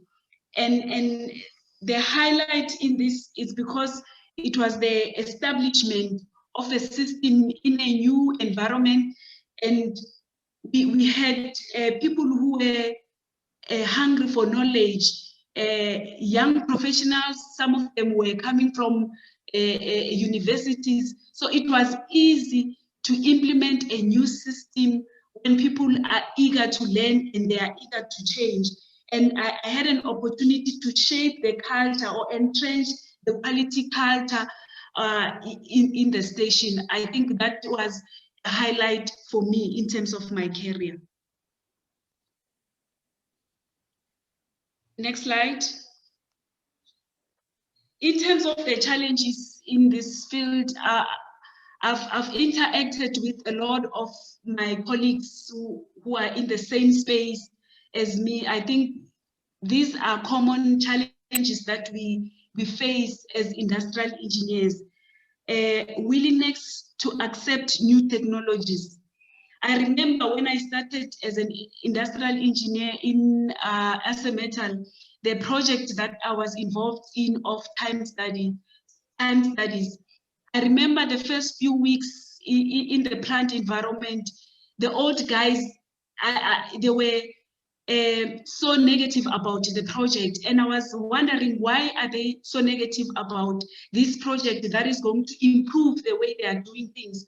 But later on, I learned from one of the guys who is saying that you are coming here, you want to replace us with robots. I think this is the fear when you want to introduce a new technology.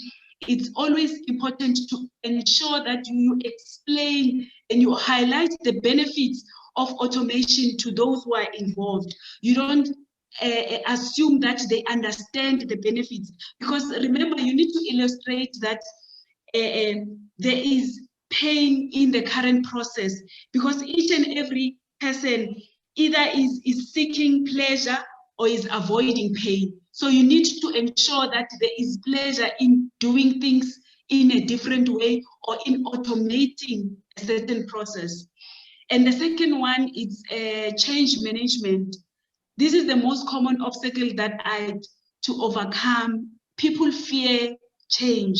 And I think what is important is to ensure that you build trust and you involve people in the decision-making process, and also you listen to their inputs, because remember, they are the process owner and you are coming from an external point of view and you want to improve the way they are doing things, and you cannot improve something that you don't understand. So it is important that they trust you when you are involved in any improvement initiatives.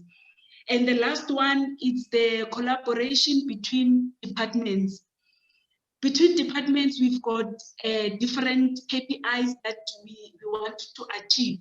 But at the end of the day, we want what is best for the organization. But you will find, as an industrial engineer, you've got different timelines to finish your project. For you to be able to finish your project, you need inputs from different departments. And those departments, they are busy chasing certain objectives that are related to them. And they see your project as not a priority. So you need to ensure that you understand the processes of different departments, and you also understand their priorities, and you acknowledge them, and you work with them in order to ensure that you achieve the objective of the organization.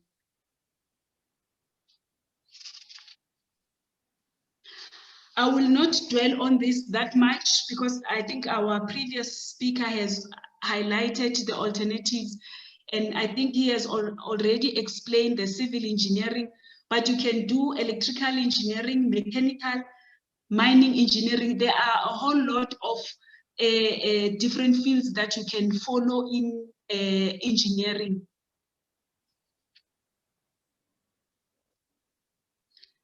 I think lastly, I will touch on project management.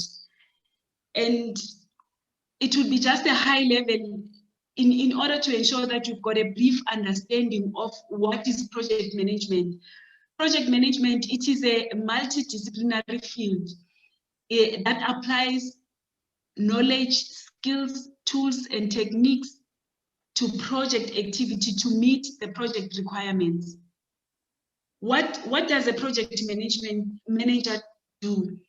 A project management in high level, it's a person who's responsible to make sure that if there is any project, there are required resources and there is budget that is available, and ensure that whatever activities they work within that budget, and also ensure that the quality of the output, the project is of good quality, and ensure that all the stakeholders that are involved, he's able to capture the requirements from the stakeholder, and those requirements are captured in the scope of work.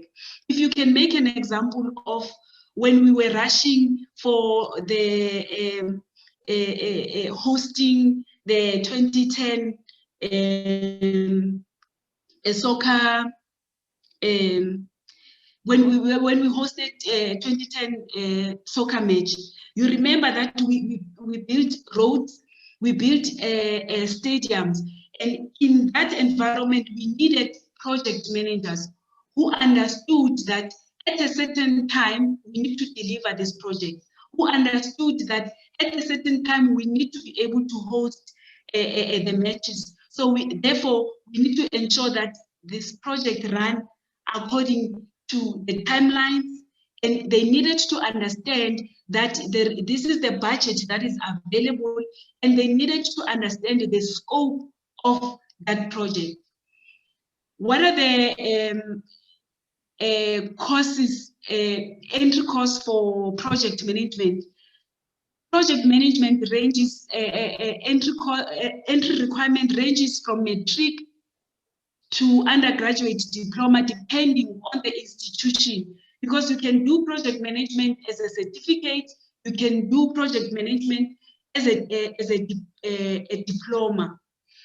And for a project to be hired as a project manager, there are no specific requirements that are standard. It depends from institution to institution, from company to company.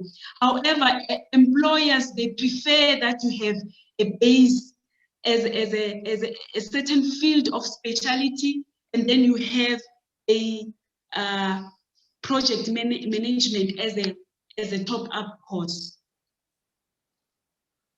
Next slide.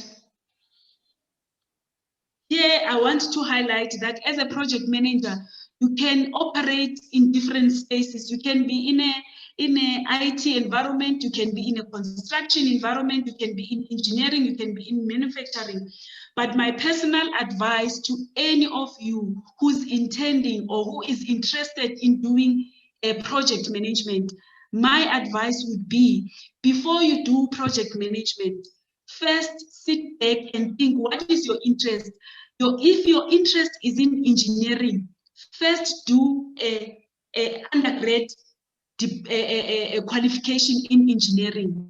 If your interest is in IT, first do an undergrad qualification in IT. This will assist you to be effective in your project management, because remember, you cannot manage what you don't understand. So doing an undergrad of an area that you want to specialize in assist you or equip you to be a better or an excellent project manager. Because if you want to manage in a construction environment, if you've done a civil engineering, you will be better equipped to understand the terminology, you will be better equipped to manage that project.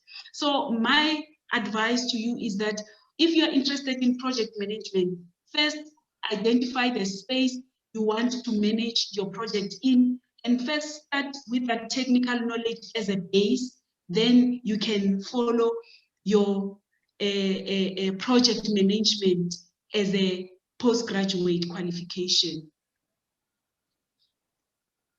I think this is the end of my presentation. So what I thought would be more profitable is just to show a video clip to show you an industry example of what industrial engineering is and the environment where an industrial engineering can work. And so you can play the clip. Thank you. Okay, just let me know if the sound is on, because I don't remember if I reshared and click on the sound. Just confirm that for me.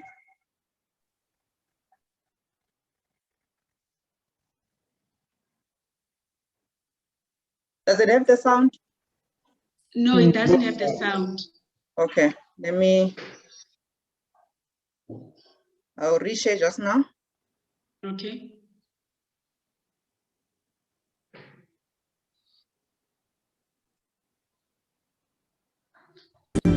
Every day I am improving how we make some of America's favorite treats.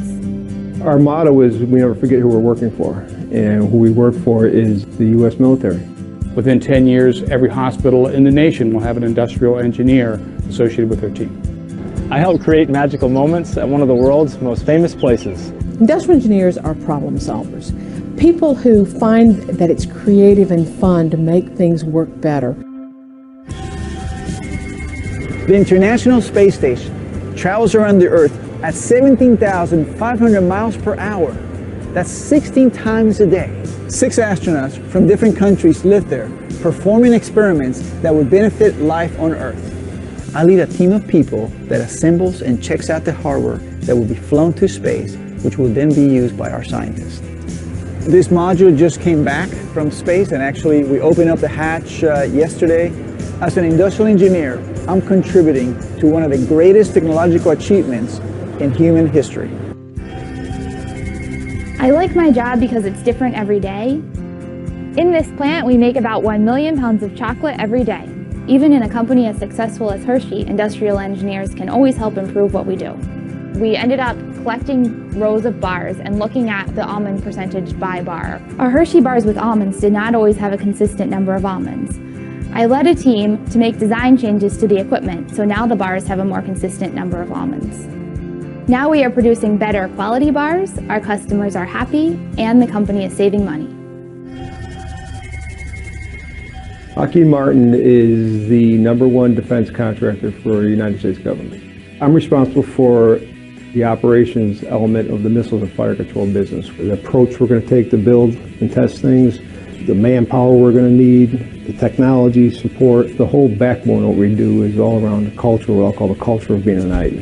When my customer comes back and tells me that the products I made saved their lives, there's no more customer satisfaction better than that.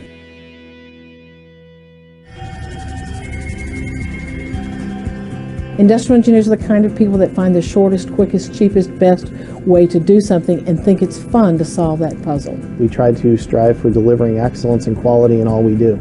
Not only do they have good technical skills, they're good in math and science and computers, but they also have good people skills. They learn how businesses work. They learn how the world works. They look at the whole picture and they try to understand where it all fits. Starting salaries now are in the $55,000 to $65,000 range. Industrial engineers are in more demand today than they ever have been. Because there's so many things you can do with IE, I don't really feel worried about my next step in my career. Hospitals today are busier than ever, so it's really important that each patient gets fast and quality care. As an industrial engineer, I work directly with doctors and nurses. And you find that having a standard process with a huddle has really improved your metrics as opposed to what you were doing before. We develop ideas to make the hospital run more efficiently and make procedures like lab testing more accurate. And seeing patients get better and seeing them happy about their care, it really means a lot, and it makes you want to come to work every day. I remember coming to the theme parks as a kid. I wanted to experience everything. Now my job at Disney is to make sure our parks and resorts are fun and efficient, so our guests get the full experience. I observe how our attractions are operating and analyze data to make improvements. New changes to Space Mountain are making wait times shorter and more entertaining. You think about the number of people that come through our turnstiles, and getting the opportunity to say, yep, I had a hand in improving their experience is definitely rewarding.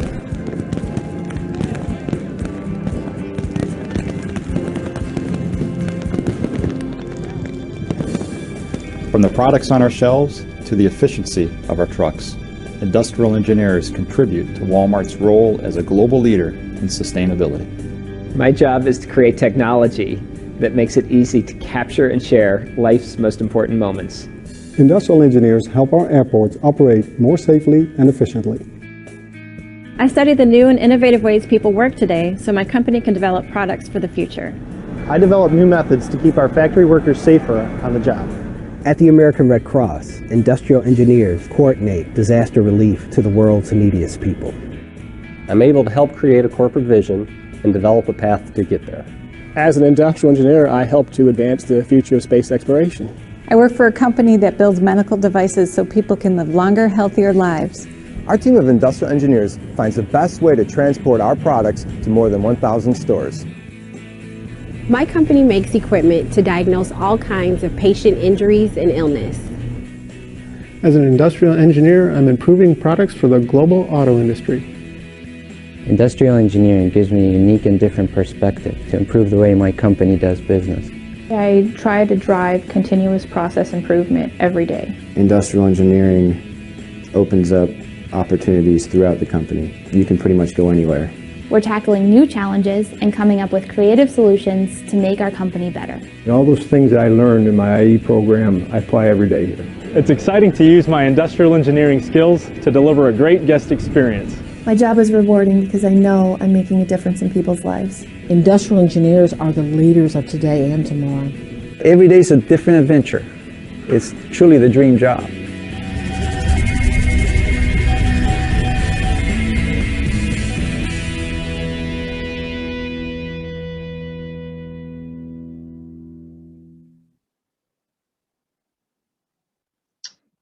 Okay. Thank you, Nomsa. Thanks, Mapule. You will stay to the end for questions, right? Yes. Okay. All right. Let's move on to our next, the next item on the line. We will go back to the Doctor for Education. So we'll go back to his slide. Doctor, can you come back online?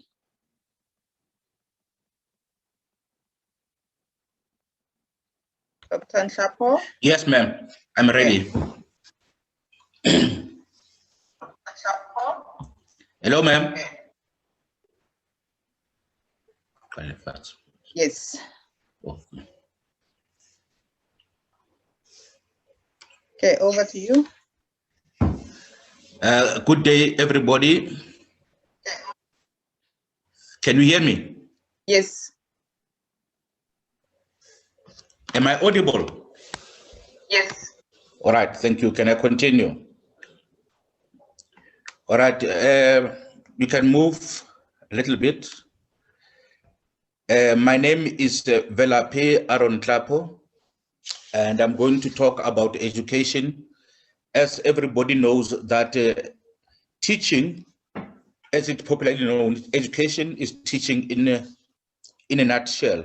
So teaching is a mother of all other careers and job opportunities, like your industrial engineer.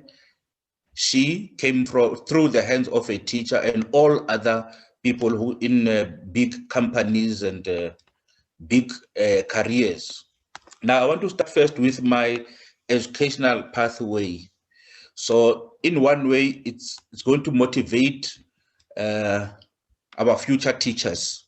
I started school in 1973 at an age of 9 years. The reason for that was that back then, during the apartheid, for you to go to school, they did not want you to produce a birth certificate. You only had to take your hand across your head to touch your ear on the other side of your head. And then if your hand did not touch your ear on the other side of the head, then they said you are still young. So I grew up as a very short guy, so that's why I started school at age 9. Then I went through all the grades, starting from sub A to standard 10. And then unfortunately at age 20, in 1984, I was unable to write my matric due to the uprisings of the time. So you must check the perseverance. For you to achieve whatever you want, you have to persevere. Go for it against all odds. In 1986, at age 22, I went back to school at an adult basic education and training center. Then it was called night school. I was the only candidate, fortunately, in the whole center who passed matric in 1986. And I got an endorsement, as we call it today. It was an exemption back in the day. Then I went to train as a teacher at a teacher's college for 3 years and completed in 1989. And then I started teaching in 1990 as a post-level 1 teacher for 6 years. Now, this is what is interesting. You start as a post-level 1 teacher when you get your diploma, but now we no longer want diplomas, we want degrees, B.Ed degree for teachers. And then I became a teacher for 6 years, and in the 6th year, I was promoted. If you are a hard worker in teaching, you get promotions quickly. You reach your ceiling sooner before you think. I became an HOD, and then I became an HOD for 7 years, and then got promoted to a deputy principal's post which is post-level 3 at another school. Now, luckily for me, when I got to the new school, the principal resigned. The last day for the principal was the previous day. And then when I started on the new month, there was no principal and I had to act. You see, now as a good head of department, I was able to become a principal. After a year, I was permanently appointed as a principal. Throughout the years, I studied to further my academic journey. One of the principles of a teacher is that you must be a lifelong learner. If you are not ready or prepared to be a lifelong learner, you don't have to become a teacher. You can't have a teacher's qualification for 10 years and then expect to be a good teacher after 10 years.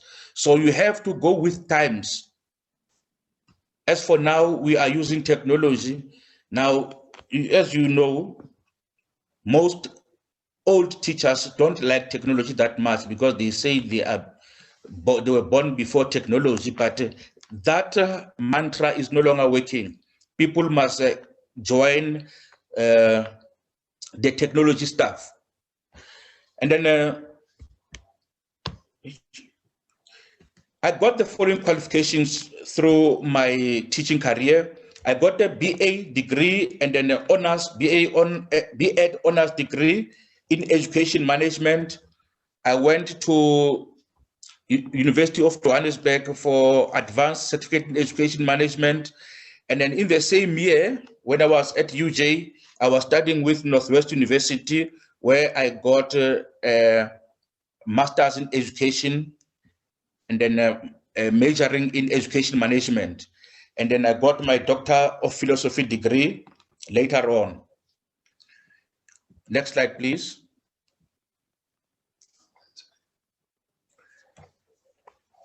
You know, the reasons for me to become a teacher are so simple. Now, back then, popular and available professions for Black people were teaching, nursing, and policing. We did not have these industrial psychologists and then the engineering. Those were reserved for whites. I heard somebody talking about VUT. VUT, we were not allowed to go there. It was a Valtech back then, and then only white people were allowed to go there. We were only allowed to do teaching, nursing, and policing. Some people were lucky, they did the law and other careers. And then I chose education as a career for the following reasons. The primary reason was that I have great love for children. Good people, if you don't have love for children, you cannot be a teacher. Sometimes people think that a grade 1 learner is stupid. No, they are not stupid. It's that they are not well informed. You as a teacher, you have more information, but that does not measure your intelligence or that of a young child. You must have love for children, and then you will survive in this field. I decided from the middle grades that one day I was going to be a great teacher, just like the teachers who taught me from grade 1 until grade 12. I was taught by very great teachers. Now, the highlights of my career, the promotions that I got from post-level 1 to post-level 4, they were so great because I got promoted within short spaces of time. And then I was one of the best school managers in the district, one of the best principals. And then in 2011, to prove that, I was asked by the district director, who is now a chief director in Gauteng Department of Education. He asked me to be an administrator at a school that was poorly managed, with teachers who were ill-disciplined and learners who were ill-disciplined, and poor academic results of learners. They did not perform at all. Now, it gives me pride to say that I managed to turn that school around to be what it is today.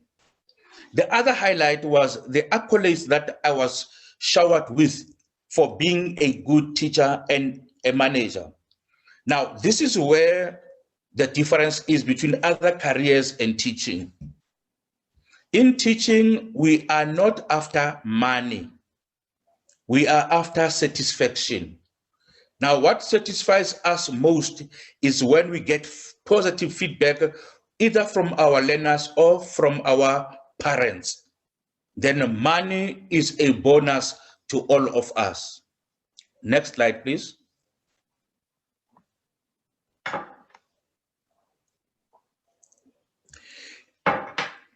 In 2012, I took a decision of advancing my career by going to teach at a university as a senior lecturer. Now, there's something that I have to explain. If you teach grade 1s or you teach grade 12s, at the end of the month, you get equal salaries. It doesn't mean that because you are teaching grade 1s, you get 1,000, and then somebody teaching grade 10, grade 12s, they get 12,000. It doesn't work that way. We say we all have B.Ed degree, teacher's qualifications, which is a 4-year qualification. For that reason, you get equal salaries. So you don't have to stress that if I teach grade 1, if I teach grade 6, I won't get enough money. No. You will get your money. We pay handsomely there. At varsity, I am in the Faculty of Education, where we train prospective teachers from undergraduate to postgraduate, at least at a PhD level, sometimes postdocs. As an academic, one is expected to publish articles and contribute chapters in academic books and textbooks, respectively.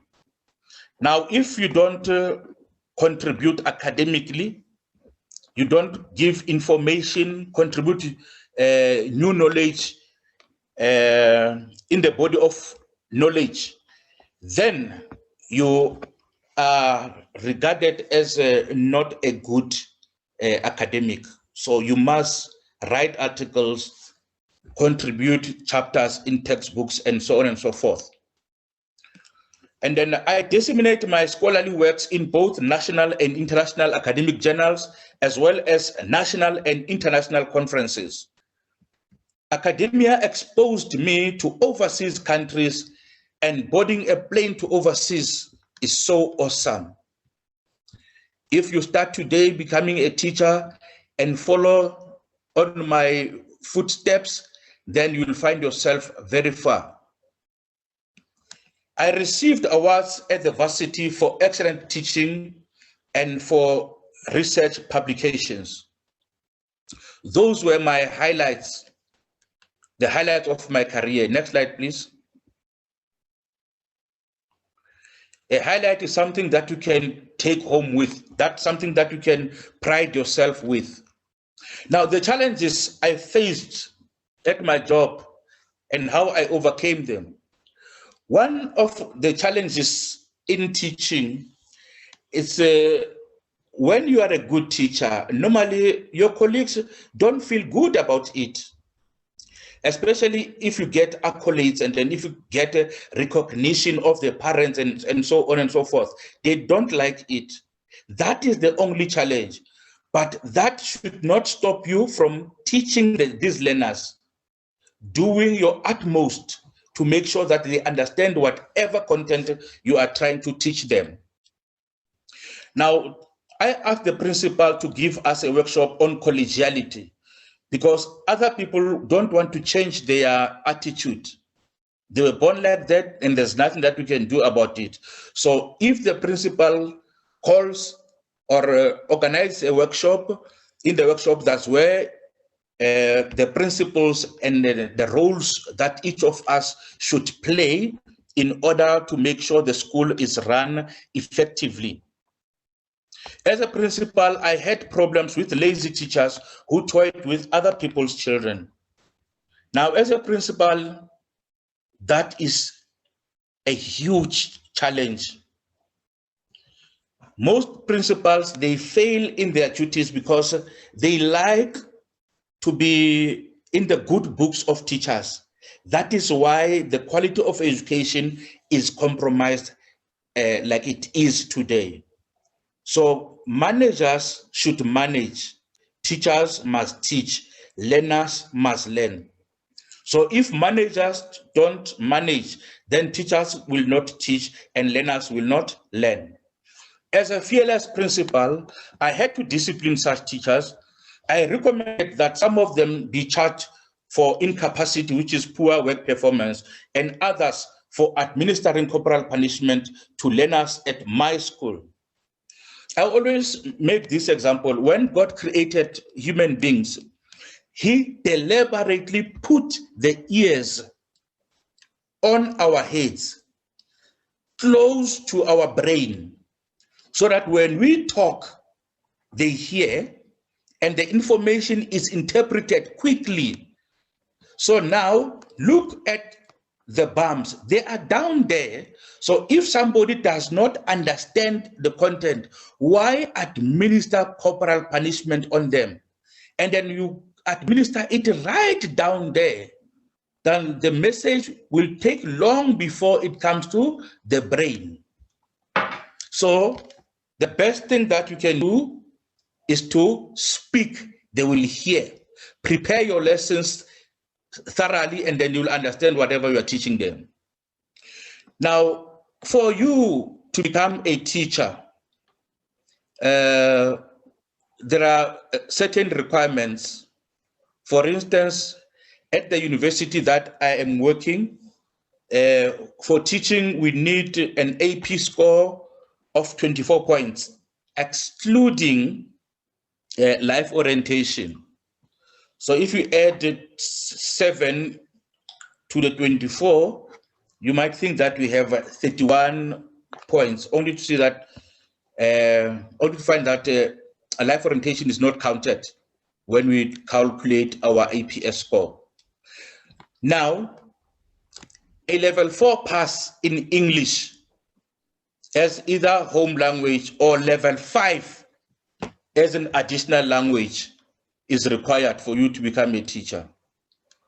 Now, for teaching in the foundation phase, you need home language and first additional language at level 4.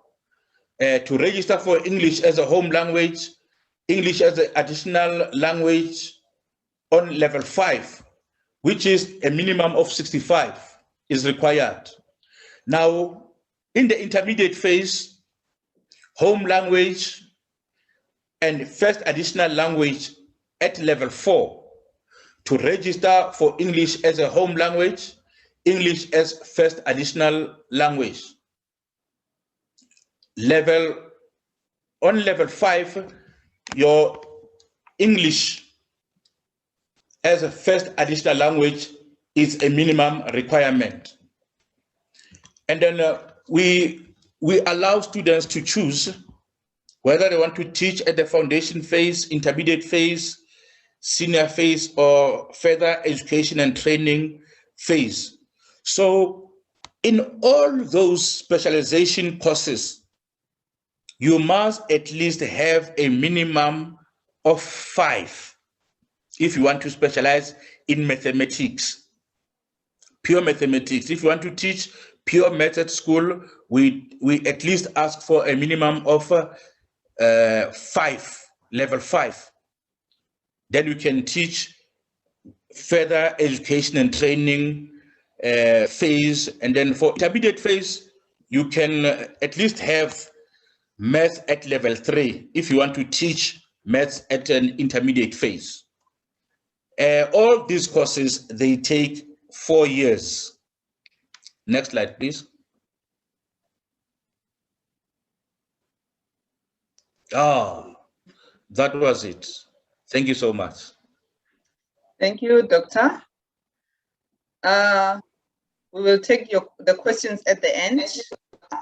Okay, we would like to move quickly to the law item. The gentleman is supposed to be in a meeting, so I'm going to quickly move there. Thank you, Doctor.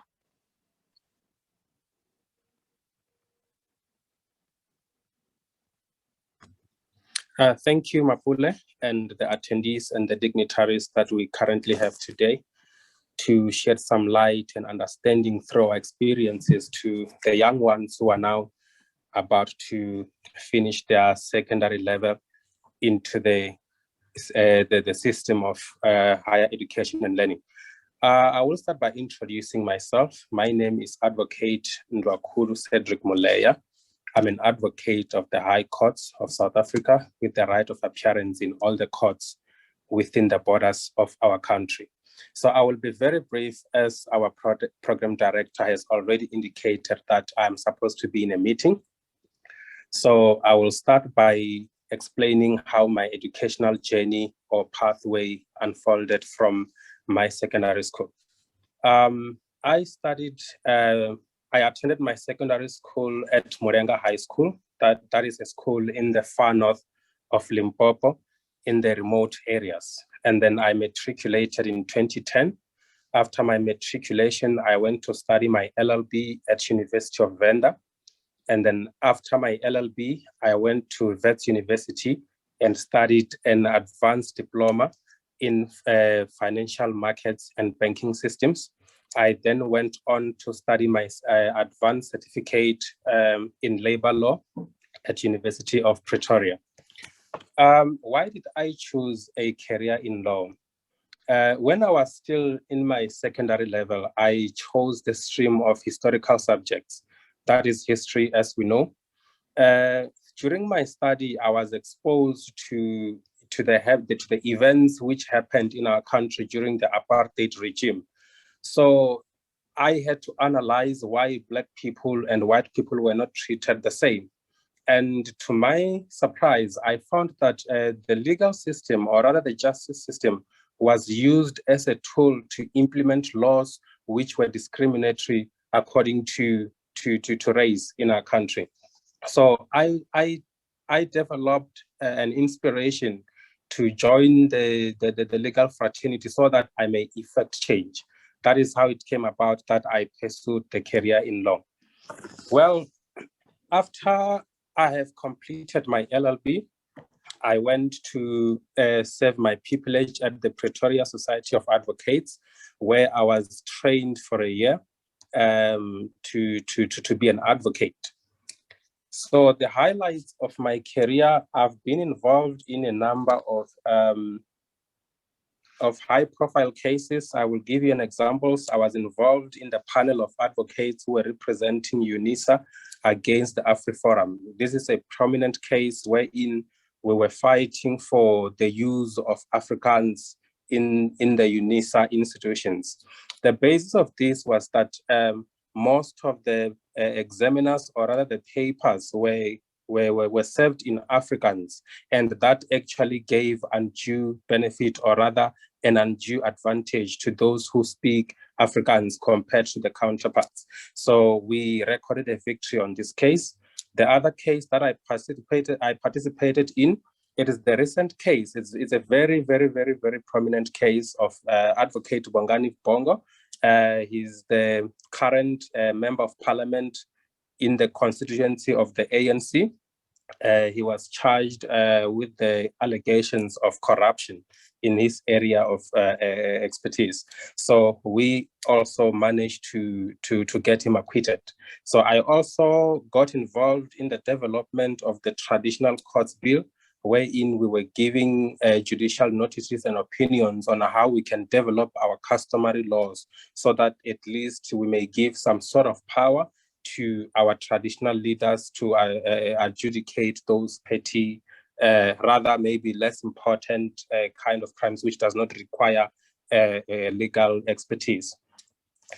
So I came across some challenges during the years of my practice.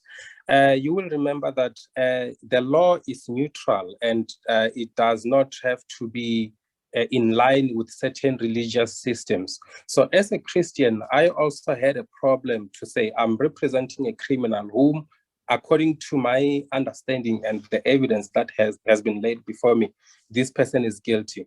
And then representing that person had to go against my values as a person. So I had to formulate, sorry about that. No, I'm coming, I'll be joining you now. Sorry about that, I'm being called in the boardroom. Let me just proceed to the challenges.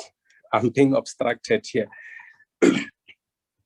So when you are dealing with a case that goes against your values, you have taken an oath of office to say you will defend whoever without any fear, favor, or prejudice. So to deal with this aspect, I decided to move from the area of criminal law to civil law and commercial law.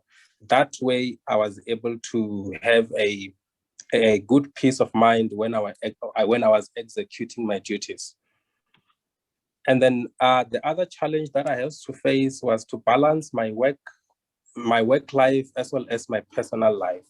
Because when you are a lawyer, you need to know that you're expected to work long hours. You will have voluminous documents to read through. So you will spend most of your time in office or in court.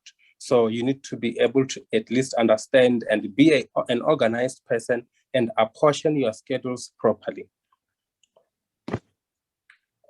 Well, the subjects that are required for you to study, or rather to pursue the career in law, anyone who is studying any kind of subject, be it historical subjects, be it commercial subjects, maths and science, geography, agricultural sciences, you are eligible to study or to pursue a career in law, provided that at least you have English, which is substantial. It is a cornerstone of the legal profession because the medium of instruction in all our courts is English. So you might be very articulate and be able to understand English in writing as well as a spoken language.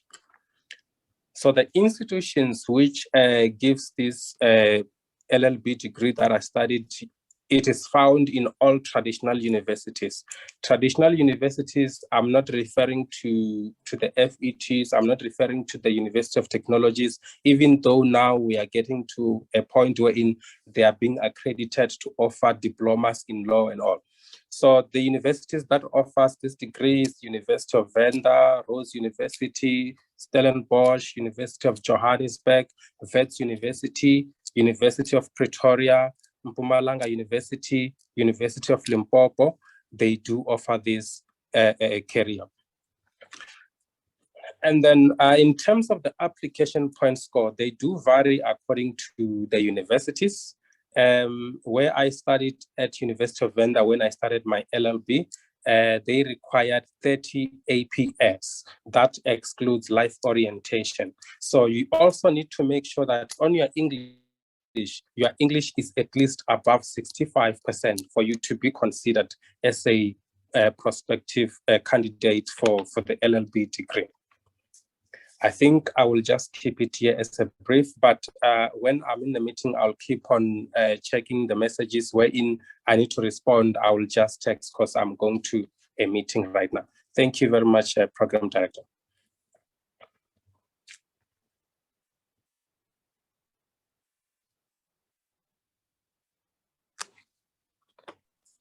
You are on mute, Mapule.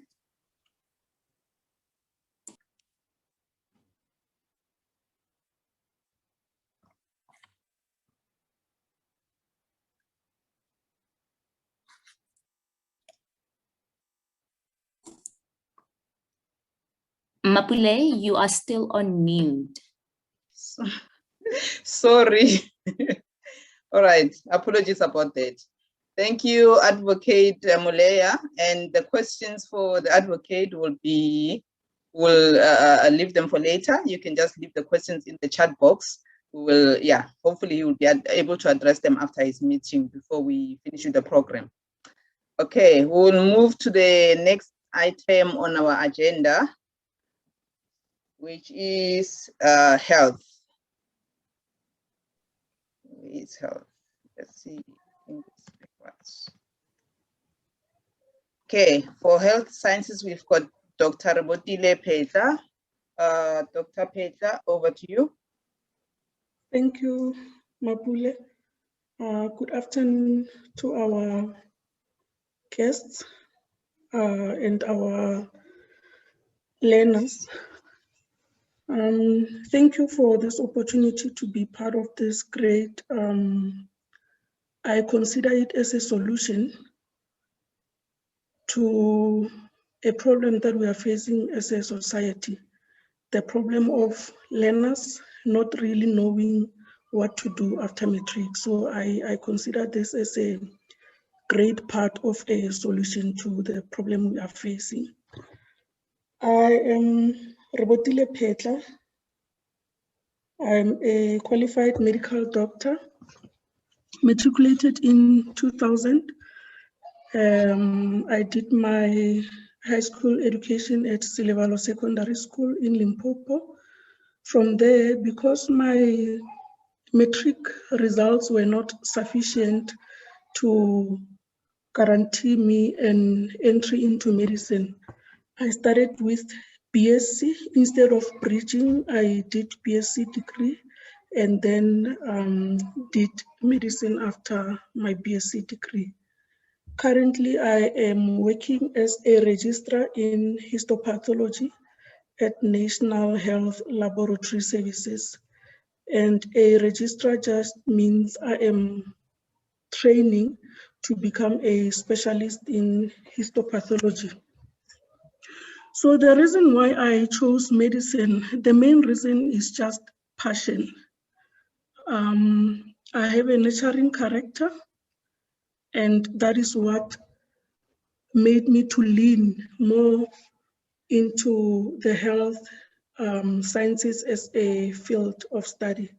But also I wanted to challenge myself as a girl from a rural area where resources are limited, where during our time we were not exposed to a lot of things. I felt like studying medicine was going to enable me to challenge myself and to prove to myself that things are possible.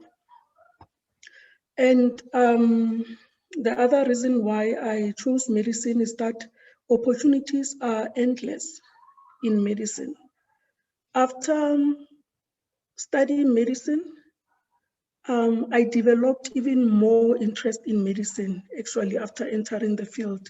The reason being there is continuous evolution. So medicine changes continuously.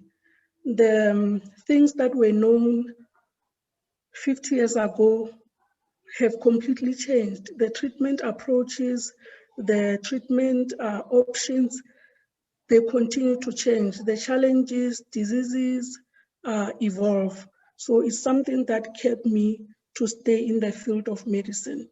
And also the field is very diverse. You can become anything. After choosing medicine, if you feel you want to do more of admin, you can do public health medicine. If you feel you want to do more of manual work, you can do specialties like orthopedics. So there is accommodation for all kinds of personalities, if I may say that. And it is a fulfilling career for me.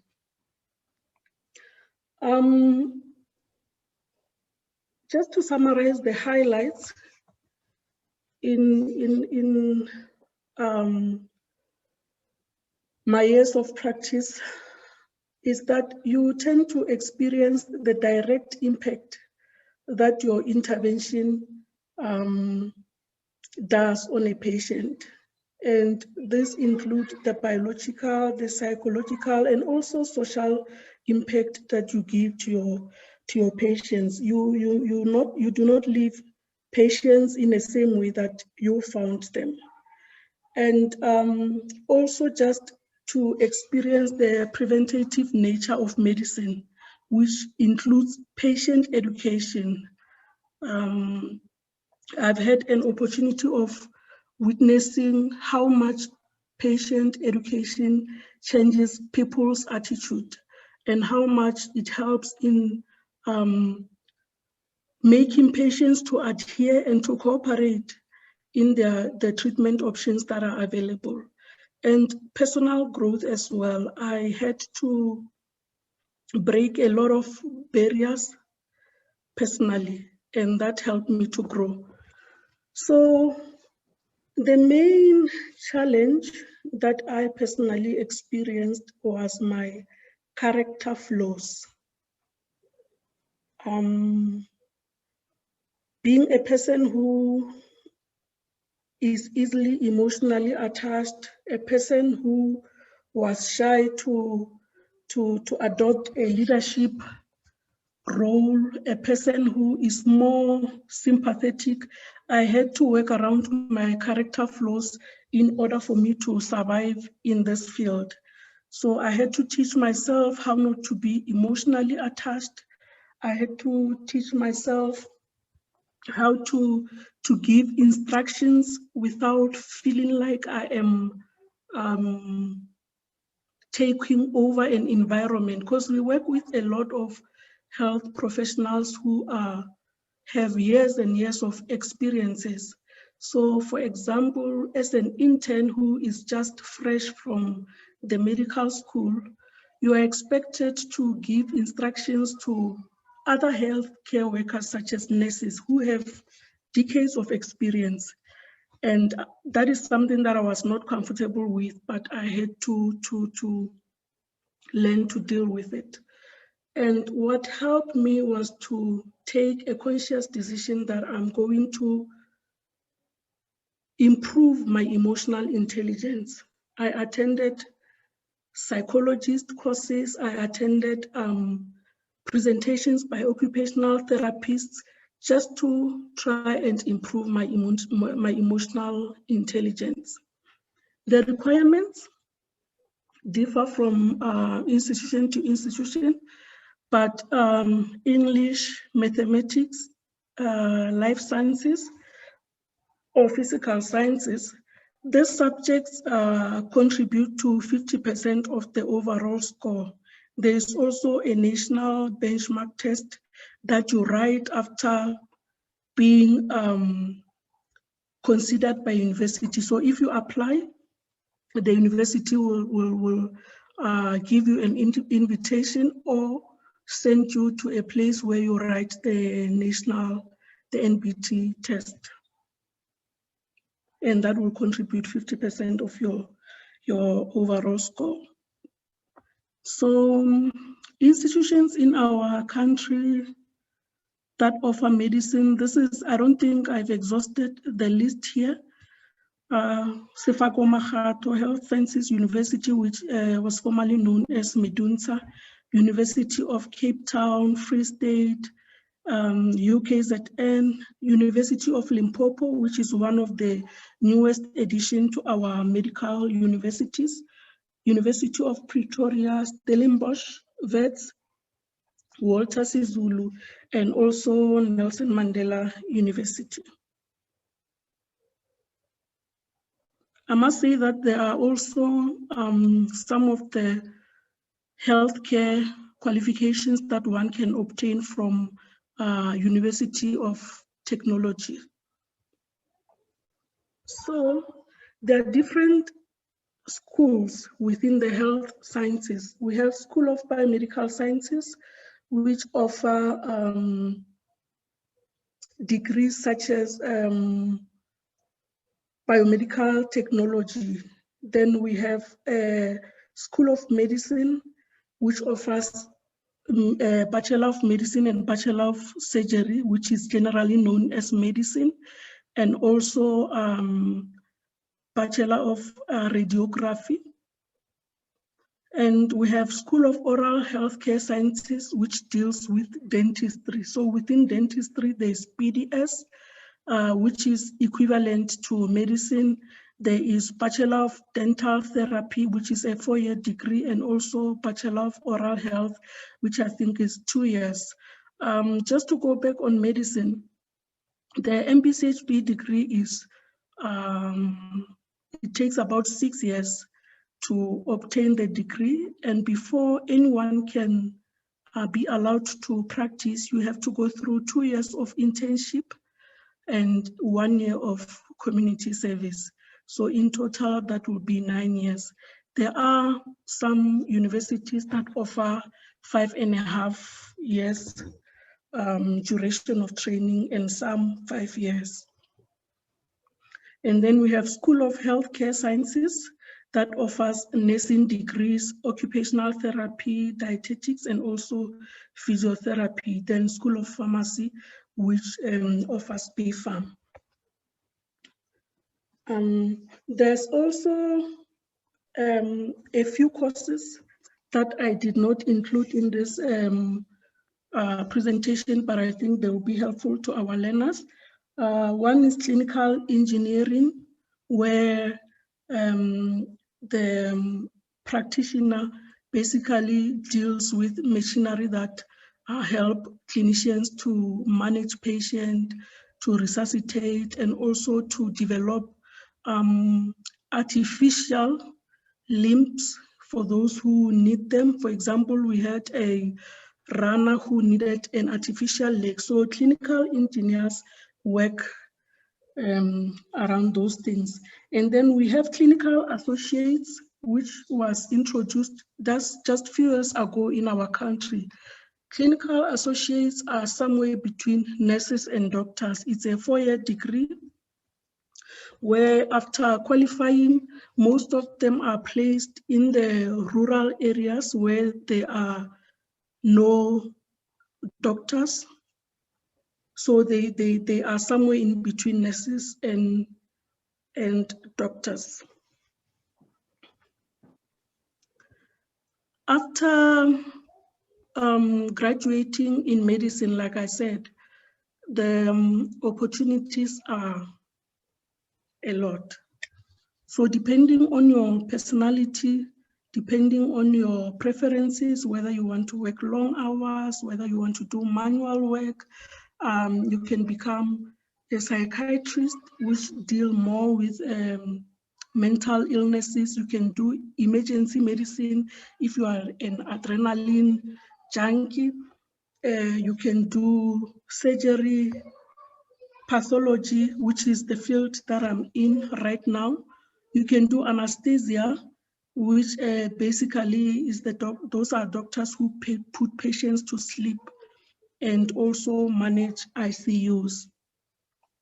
You can become a physician, which is internal medicine, and also pediatrics. I must say that amongst all these fields or different specialties of medicine, the one common requirement is that you are able to think fast. You are able to remain calm in the midst of a crisis, because you have to make critical decisions that can make a difference between life and death. Very quick, in a stressful environment, you have to be decisive. So you have to make a decision, go with it, implement it. And also, you have to be ready to work long hours, especially during internship. There are times where you are on call for about 36 hours continuously. So there is no glamour at all. It's not a glamorous field. One needs to be passionate in order to make it and stay in this field. Thank you. Okay, thank you, Dr. Peja. Okay, we'll move to the next item on our agenda. Okay, we've done law, which is art, design, and architecture.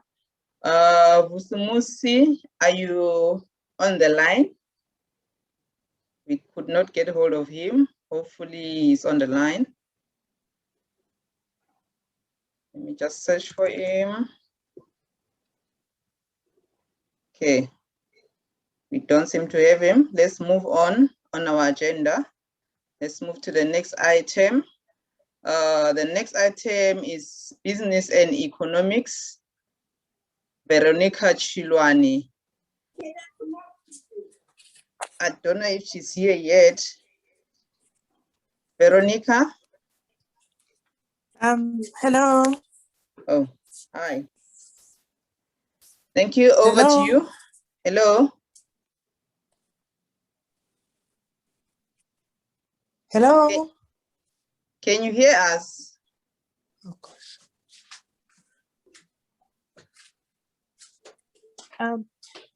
We can hear you. Oh, you can hear me? Yes. Oh, okay. Good afternoon, everybody. My name is Veronica Chilwane. I am a qualified chartered accountant, and thank you for the opportunity to also just share about my career, which is then the chartered accountant. So what is a chartered accountant? A chartered accountant is somebody that is basically responsible for the financial records of an organization. One can get involved in the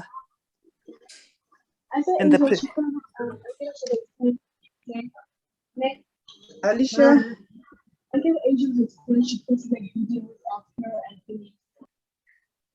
Okay, sorry, Veronica, you can continue. Okay, so one can get involved in the preparation of the financial statement, or you can get involved in the analysis, or they can also get involved auditing the financial statement. I think also what I want to highlight is that a chartered accountant is needed in every organization. So basically, whether it's a private company or it's a government institution, but where there is a business process or there is some work that is being done, you would need an accountant, because basically all the processes at the end of the day, they do have they have financial consequences. So what an accountant does is then responsible for the financial consequence of what happens in an organization. I'll also just go through my educational pathway. I also went to a primary school. I went to 2 primary schools back in the villages of Mpumalanga, Nganyeti and Entlikulu Primary School. And I did my matric in Sakile High School. I then went to Wits University to do my BCom degree. And then after that, I went to UJ to do honors, which is also equivalent to CTA, which you need then to move to the next stage of qualifying as a chartered accountant. So once you then have your CTA, you then need to write, or you have to do training, 3-year training.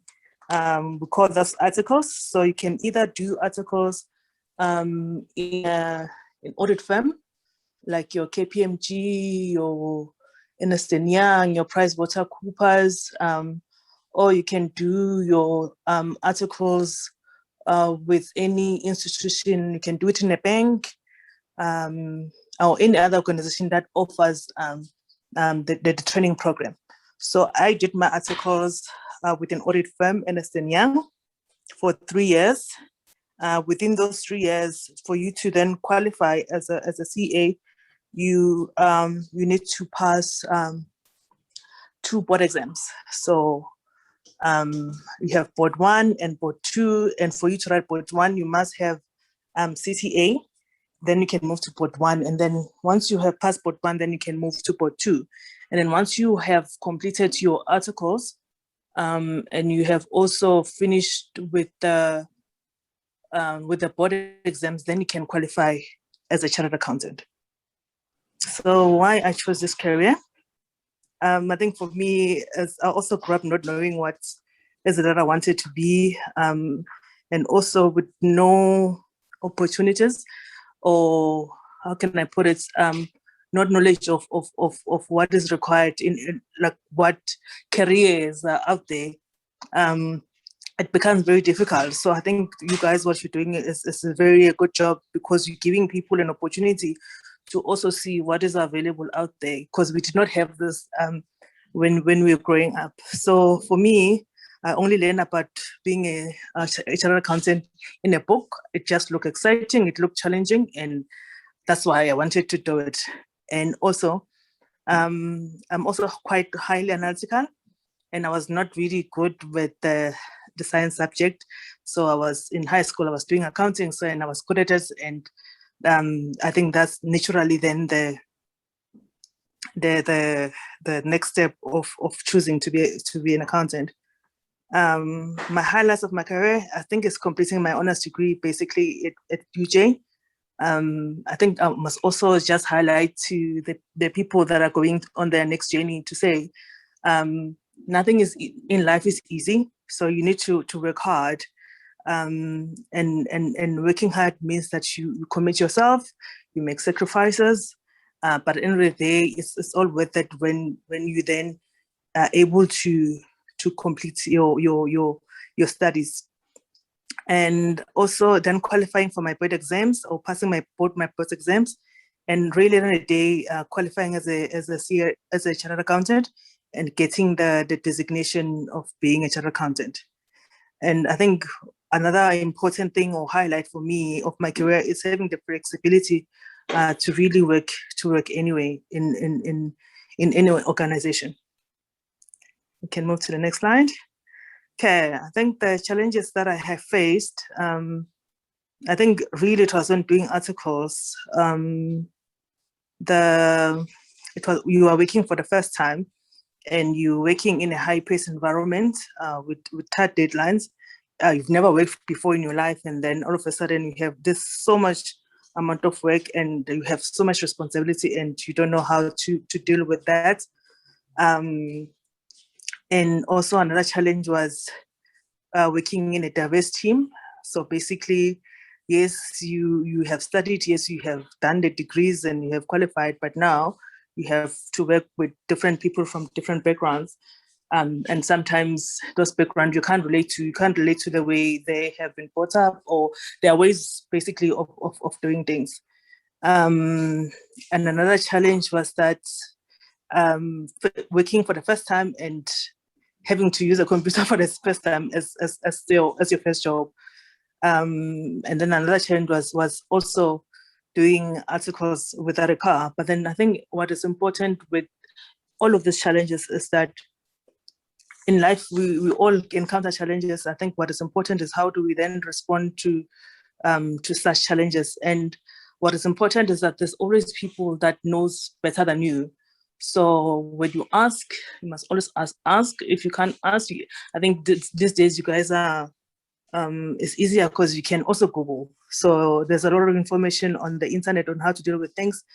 But I think what is important is to also just ask the people that have passed where you are being challenged.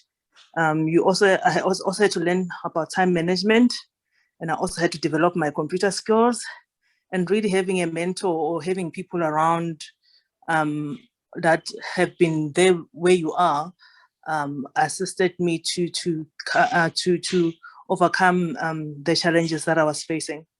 And I think just like the previous presenters also articulated, I think like the way we are raised and the way we're now supposed to work in a different environment is quite different. So you need to adjust and really come out of your shell. For example, I was doing articles without a car. So, and when you do articles, you go to different clients. So what I did is that wherever I went, because I did not have a car, I would ask the people there and ask them, how do you get here? So that I will know next time when I come, I will know where to find a taxi. And yeah, so it's really important to, when you face challenges, to basically learn from them. The requirements and grades that are required in the field of study, I think different universities have different entry levels, but most universities, they require that you must have mathematics and English. Yes, accounting, you can do it, but it's not necessarily a requirement. It can be helpful, but then when you get to university, it's basically like they teach you from the beginning. So it's not really necessary. So if you have math and you have English, and you meet the levels that are required by that particular university, then you can gain entry.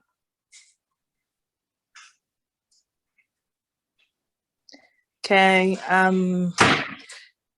I think most universities, which institution offer this career, is basically most universities across the country, and some universities don't offer all the way, but you can, just like you have seen in my journey, you can move between different universities. So for example, if your degree, the university that you enroll in only offers the degree, you can then move to another degree where they offer honors. But the universities that I've listed here are the ones that I'm aware of, and some of the universities are more equipped, or they have better resources, and so that will assist in the career path.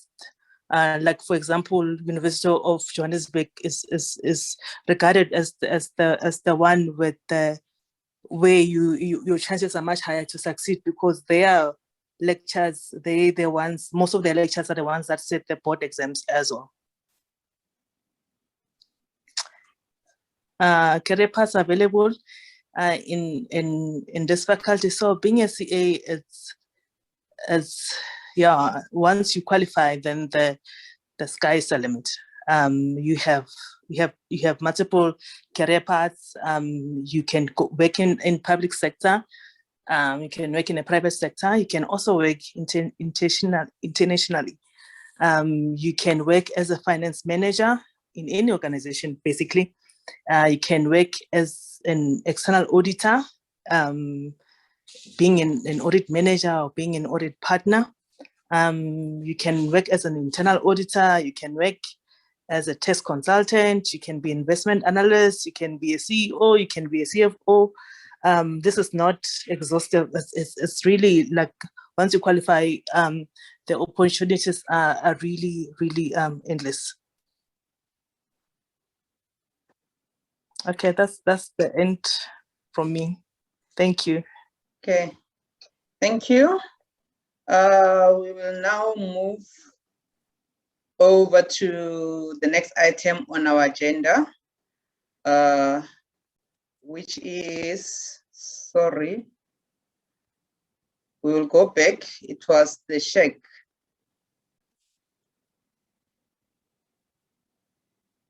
Okay, let me see where this was.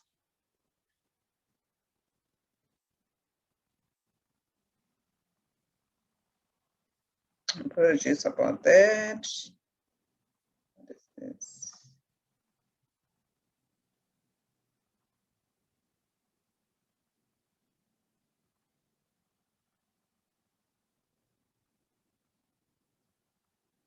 Did I skip that one?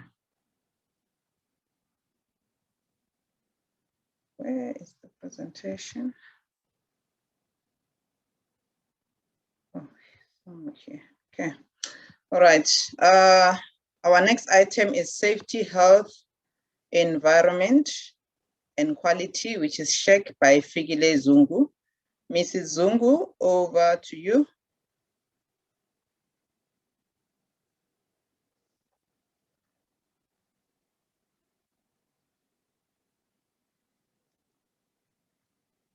Is Figile here?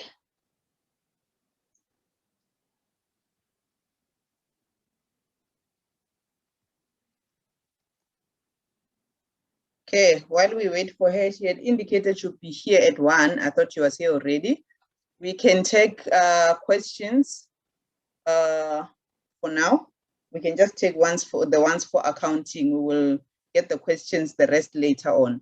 Witumelo? Thanks, Mapule.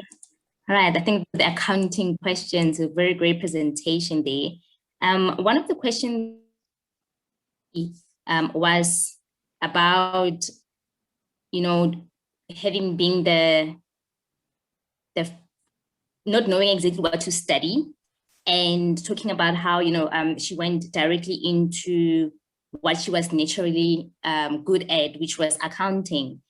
So the question is, would one advise students to take on careers where they are good at the subjects. For example, accounting, one is good at accounting, then take careers that are specific to accounting. Or if they find themselves passionate about accounting and they want to do accounting sciences, but they're willing to maybe upgrade their marks or something along those lines, what would she advise? Go with what you're good with naturally, or go with what you're passionate about when it comes to choosing a career?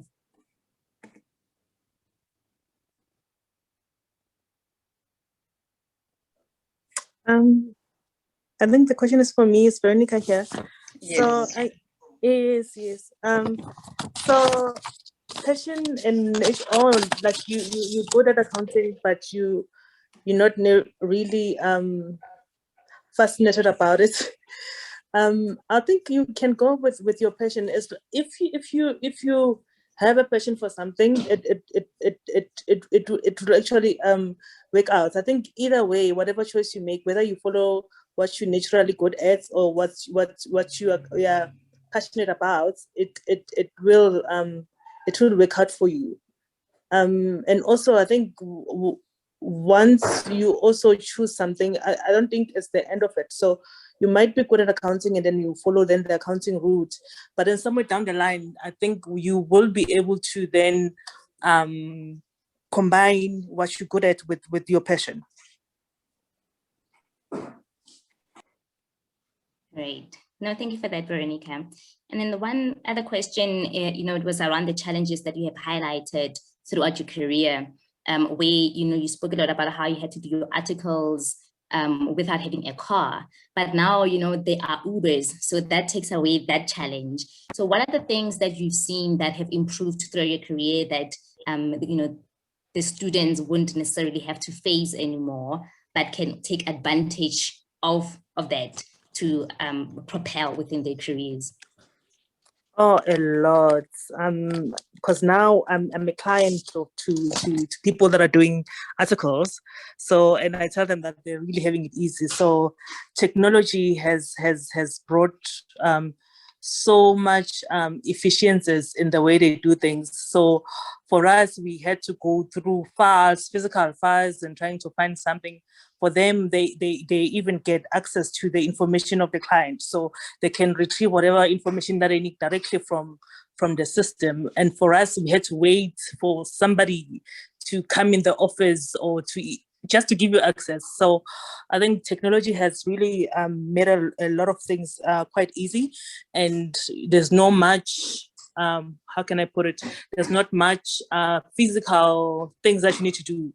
And we used to, for example, where you need to contact a bank, we used to fax now, and faxes sometimes the lines would not connect, but now they're having it easy. It's just a click away. There's emails which are much faster than email than fax. And then if you fax, you don't know whether the other person has received whatever you are requesting on the other side.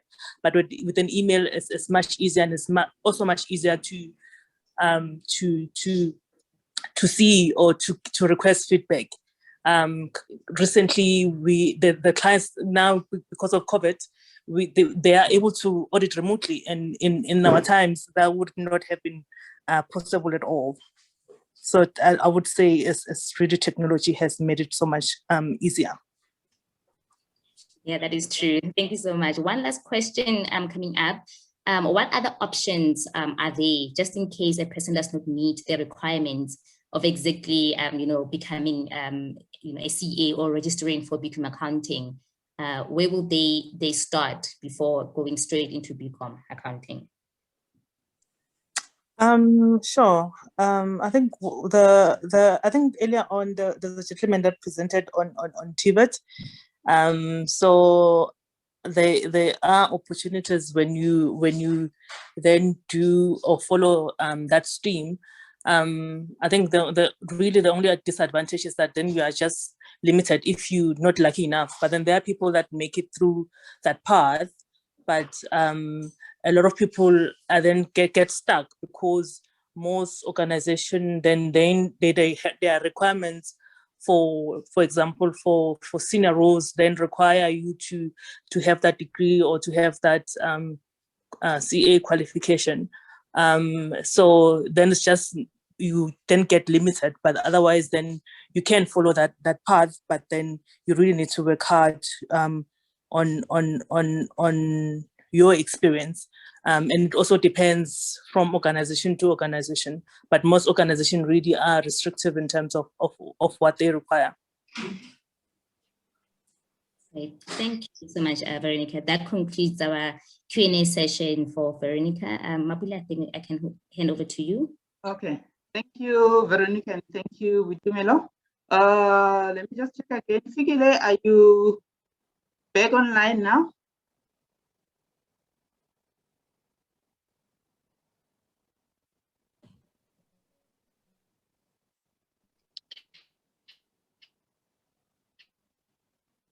Okay, I think we have it back.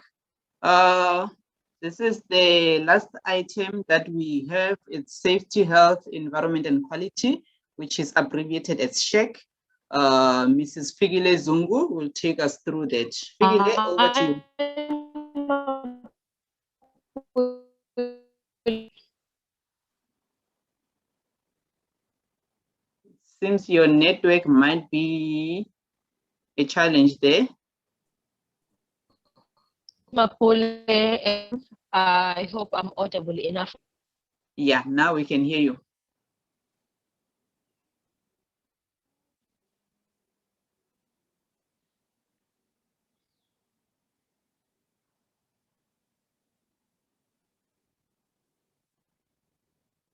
Now we can't hear you anymore.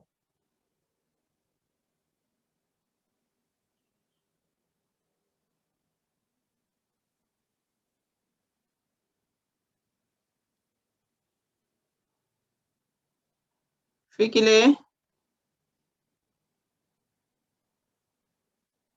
Okay. While she's still trying to sort out the network, we can try take questions for the other items that we had already covered, which was industrial engineering. And yeah, because the other one was for law and the advocate is not available. So we can check the questions, or those who have questions for the industrial engineering, they can ask those questions while Fikile is still trying to sort out her network. Thank you.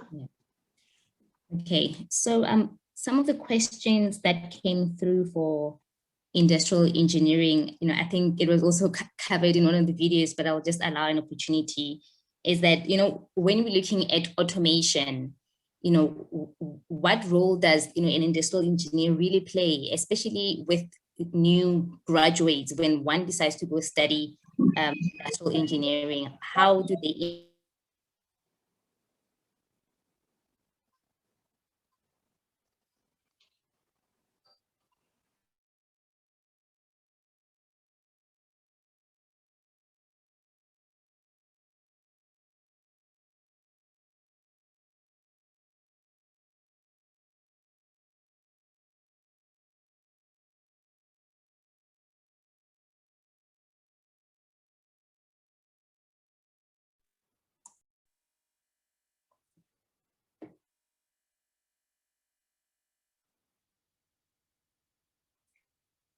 Mapule, you are on mute. No, apologies about that. Fikile tried to call me on my phone, which is my network, actually my Wi-Fi router. Apologies about that. Not a problem. Yeah, I'll just repeat the question again. It's about how one would integrate industrial engineering with automation and with the Internet of Things. I know, I think this was also covered in the presentation, but just for the benefit of those who might have missed that part, if it can be responded to as to how an industrial engineer can really integrate Internet of Things.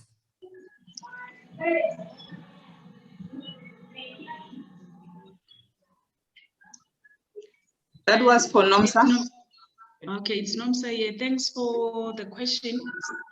I think when in the slides that I've shared, I also indicated that industrial engineering, it's about making life or ensuring that we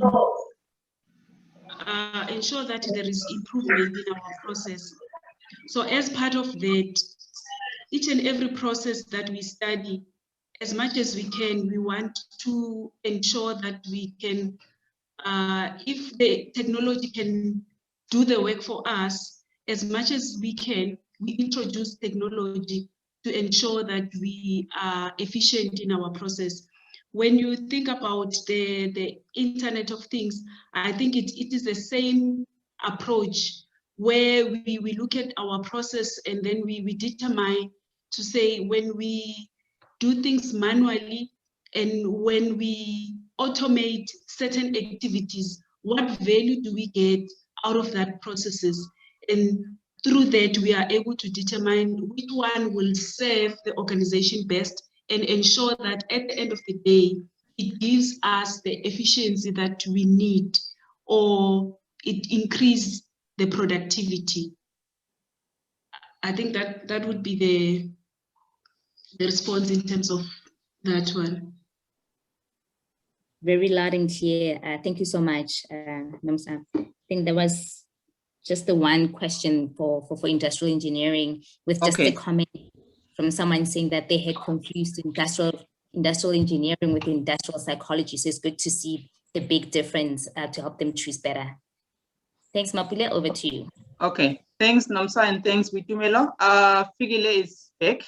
Figile, over to you for safety, health, environment, and quality.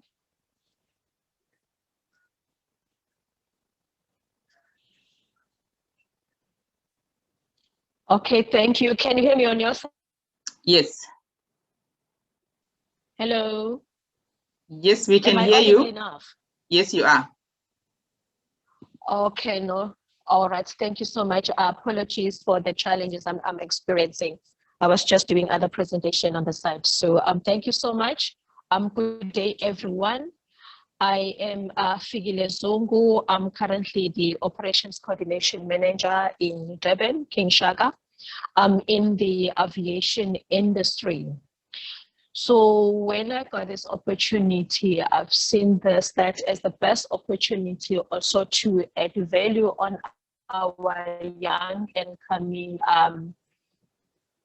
future leaders in our country. So thank you, Mapule, for that. So when it comes to my journey, one would say she's now an operations coordination manager. What is she doing? And how does it relate to health and safety, risk and compliance?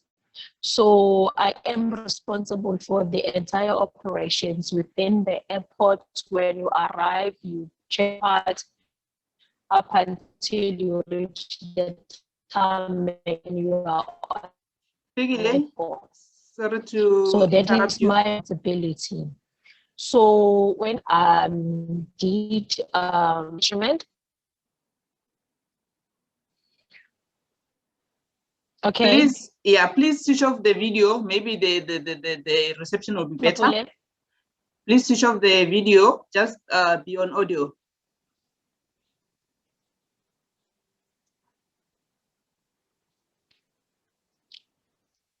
Okay. Thanks. Is it off now? Yes. Okay, thank you. So I started my career path with the University of KwaZulu-Natal. I did Bachelor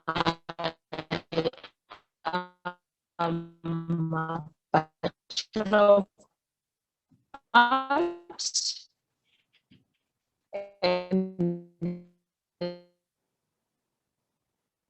and I did my Bachelor of Arts honors in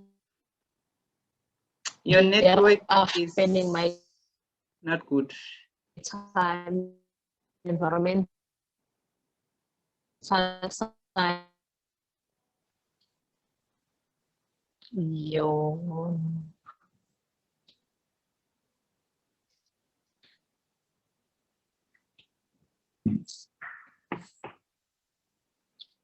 Yeah. I thought I was in the right place where you can hear me. Now we can hear you.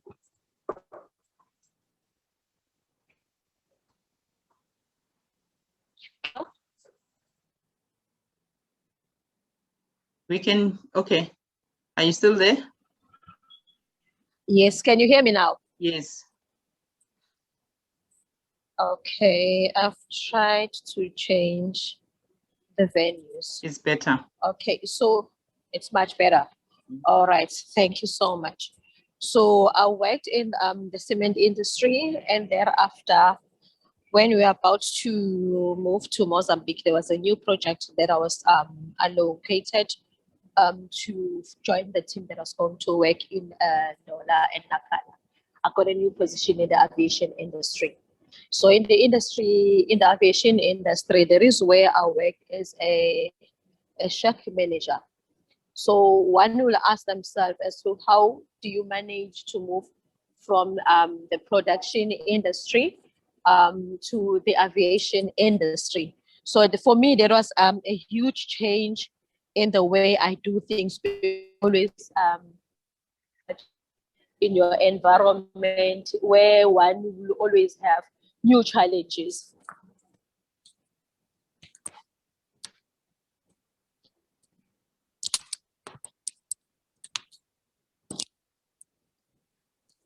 So when I joined the aviation industry, it was a complete new environment where I had to try and align my learning experience from the production to the aviation industry. So from the aviation industry, I always started a new element of safety. Apart now from working on ensuring that people's health are okay, but now it was a bigger scale where you have to be responsible for the safety of the passengers now. When the passengers arrive at the airport, when the passengers embark on the aircraft, up until the aircraft is airborne. So for me, there was a new learning in the safety environment. So I started with my courses now with the aviation industry, where I did my with the Airport Council International to learn now more about safety in the aviation industry, no longer on OHS. But again, I had to ensure that these two talks to each other, because while also working at the airport, we are still having people that are also working with us. So we need to ensure that we take our responsibilities for our staff. And then once I was there, we also moved to the new airport where we're responsible for the construction of the new airport. So again, my SHU role changed, where I was now responsible for the construction, the safety of the people closer to the airport. I was also responsible in ensuring that now, since we are moving to the new area, there is a noise that we are now introducing to the people that live closer to the airport. So during the construction of the airport, I was responsible, or I was a work stream leader for both environment as well as safety. I was also responsible for us ensuring that we are getting the operational license within the aviation industry. So when you look at all these changes happening at the same time, it was like I've been working for different companies.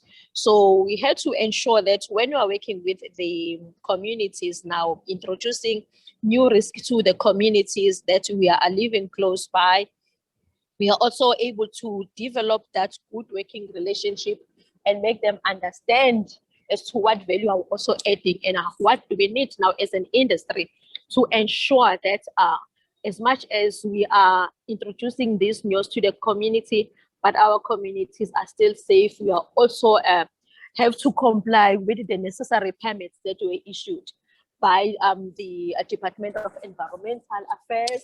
We had to ensure that we get the necessary approval from the civil aviation industry.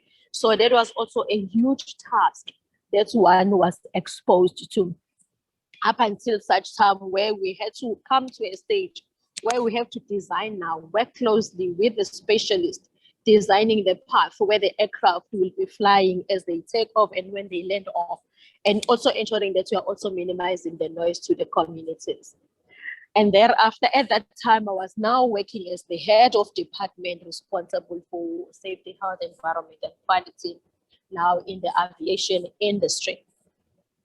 Again, when we worked there, we looked at the entire safety, health, environment, and compliance, not only now on the ground, but also on the airspace, where we need to give that comfort and assurance to the organization to say, when the aircraft is airborne, even our passengers sitting inside that aircraft, they are also, their safety is being taken care of.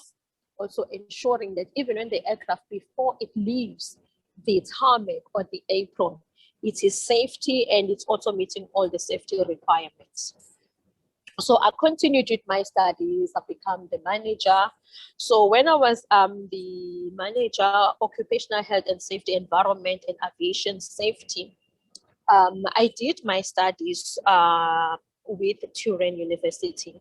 I did the occupational health and safety training, my master's with Turin University in Italy. So again, for me, there was also another change now in the way I've started my career, where I'm now working here in South Africa and also studying in Italy. That again came with a huge change in my life to see how do I ensure now that I balance my work, key deliverables, and ensuring that I'm also delivering in terms of my study. Also noting that even their pass rate is no longer, is not similar to the South African standards where we have to get that 50% and then you pass.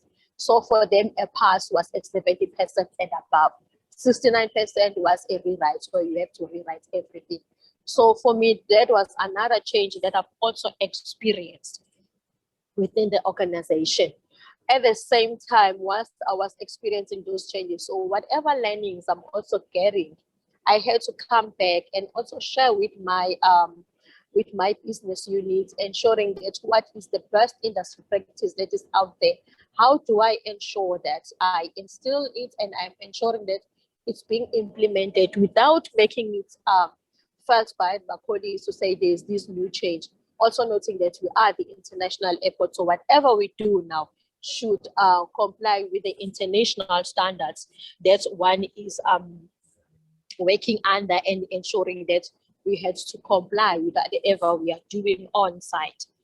So I did my master's with Turin University. I passed my first stage, and then the second stage I had to go to Italy for like 3 months from the practical work.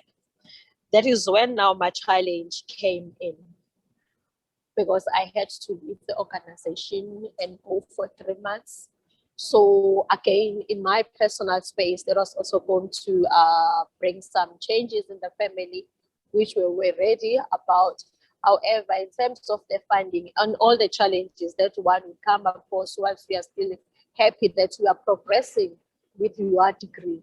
So I had some financial challenges at that time.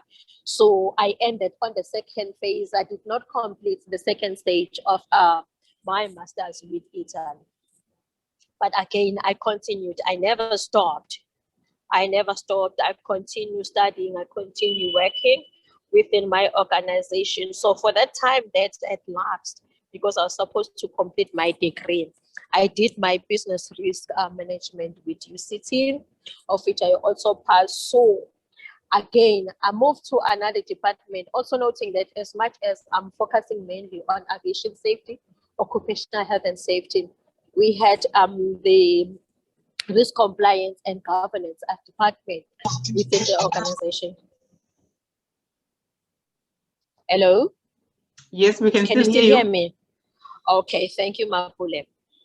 So within the governance, risk and compliance, it was also a new department that we had started, also noting that we had to go through a restructuring process within the organization. We looked at the new framework that was implemented, which was the government reform, which was the government and operating model that was implemented in the organization. So it came up with a lot of changes, but the main focus here with the area that I was also working on, it was mainly on ensuring that the organization is proactively identifying the risk, ensuring that whatever level of compliance that you need to comply with as the organization is ready. For instance, for us, if there are changes with ICAO, which is an international civil aviation organization, how do we interpret those new requirements and regulations to our day-to-day businesses? How do we ensure that we update our policies and procedures to ensure that when the passengers are flying out here, even our staff are also working in a safe environment? If there are those changes, how do we ensure that those changes are implemented in such a way that when the passengers are coming in and out, they don't feel those changes? However, we are also instilling that safety confidence to our passengers that are being facilitated at our airports. And then again, I've got another position is the current one, which is the Operations Coordination Manager. So with my experience within OHS and compliance, this is where it also came in handy, because now I'm no longer responsible for the passengers' safety. I'm also responsible for the end-to-end processes that talks to the facilitation of our passengers as they come through. If there are changes, how do we ensure that now we continuously improve with the organization? So I'm still responsible for the entire terminal building operations, including infrastructure. So I need to ensure that our infrastructure are also complying or meeting our industry best, ensuring that there is no impact in our operations, ensuring that even our tenants or stakeholders, the airlines that are also operating at our airports, are having that comfort to say they are working in an environment that makes it easier for them to do business with us. And as a result, if there are those challenges that are being experienced by our passengers, how do we ensure that we deal with those? How do we ensure that we address those? So with all this journey that I've just taken you through, as much as I was focusing mainly on my journey, but I've also realized that there is also a journey within the journey. Wherever I move the corporate ladder, there are new challenges.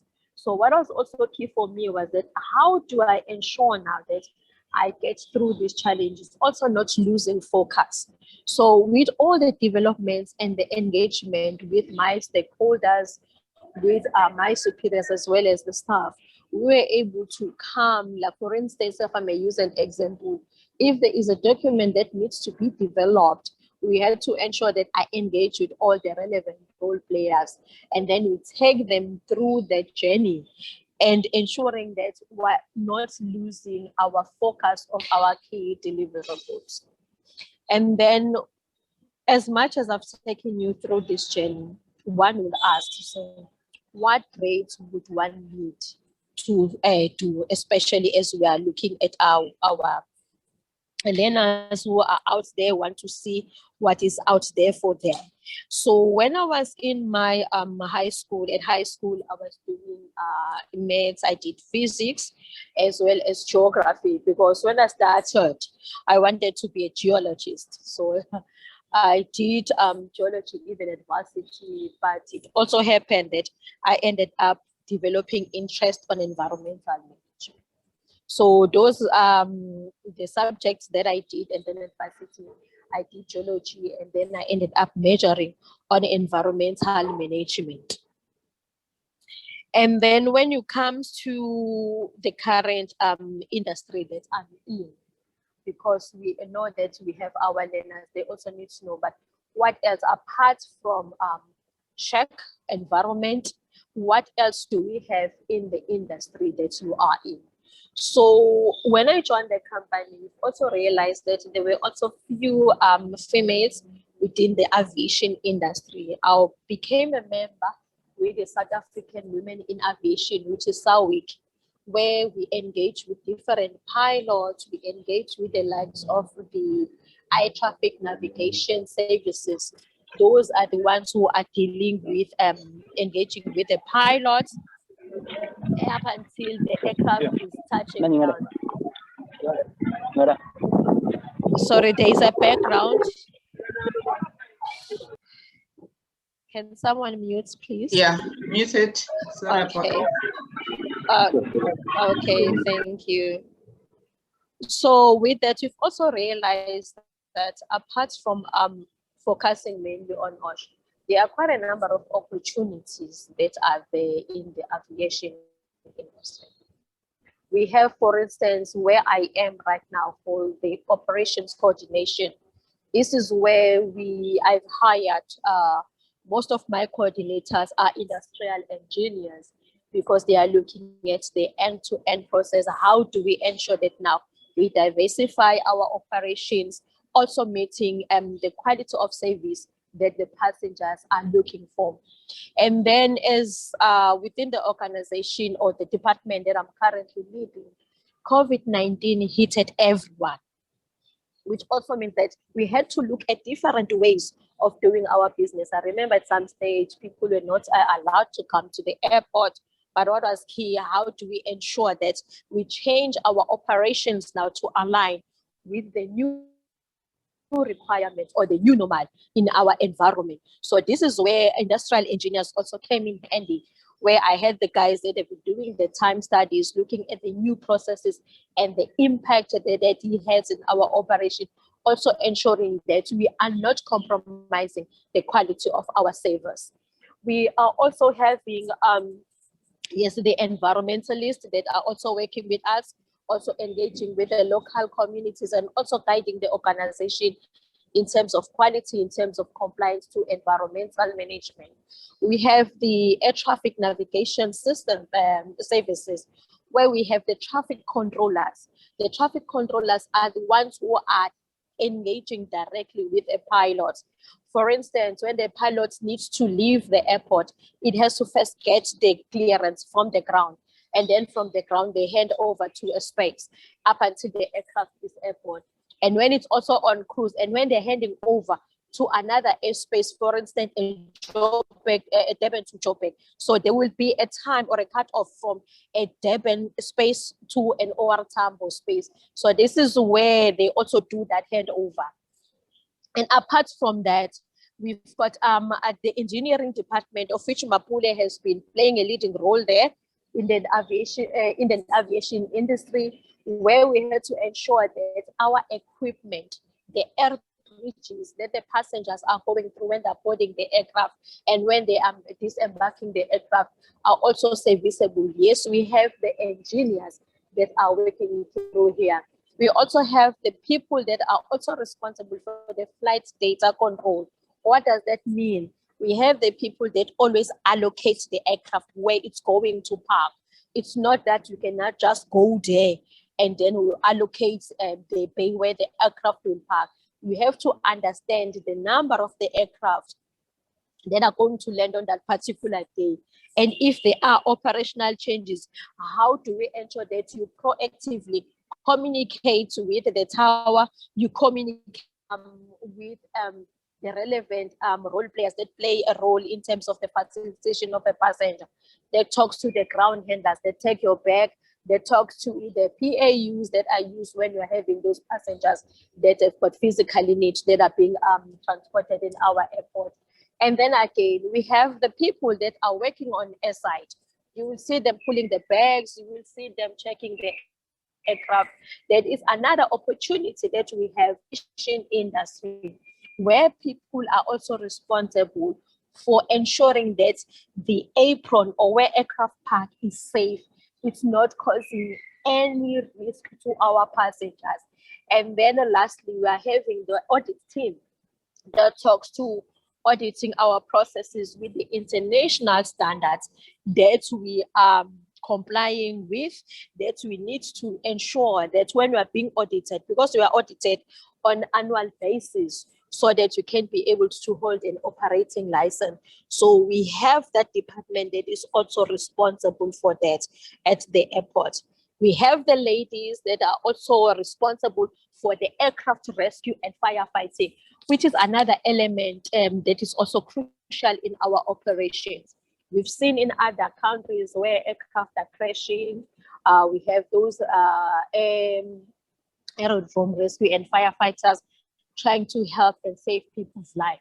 So we have that environment where we have our emergency management officers that they are also engaging. Should we have any emergencies, that are also responsible to engage with other relevant role players to ensure that should we have an aircraft crash at any given time, our response is in line with the requirements of our response and ensuring that they are saving life. Hence, we call the department, it's aerodrome rescue and firefighting.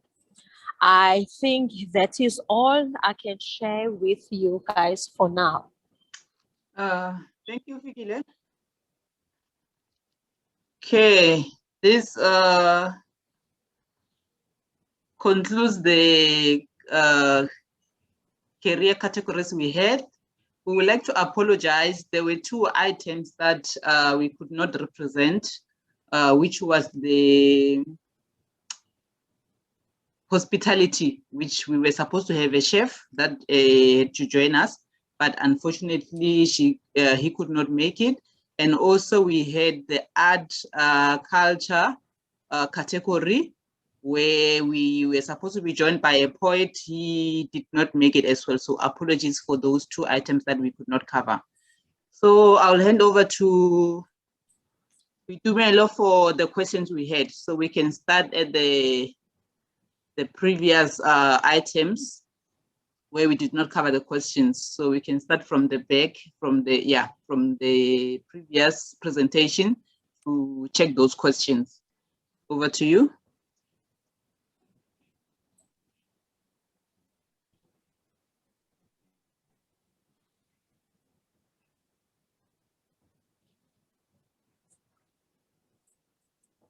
Tumelo? Oh, sorry. Okay, now I had muted everyone because people tend to unmute themselves unaware. Let me unmute Tumelo.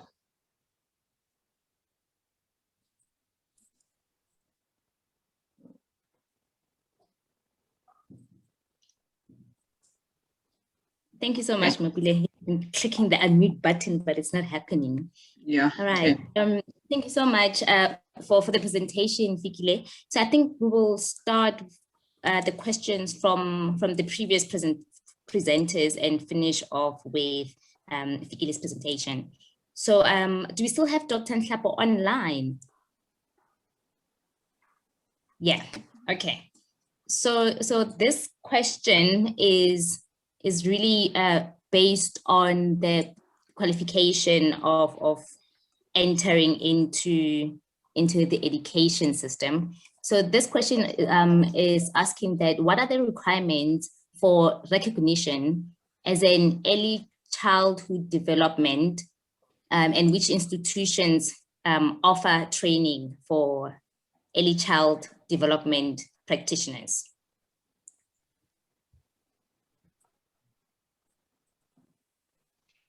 Dr. Nhlapo?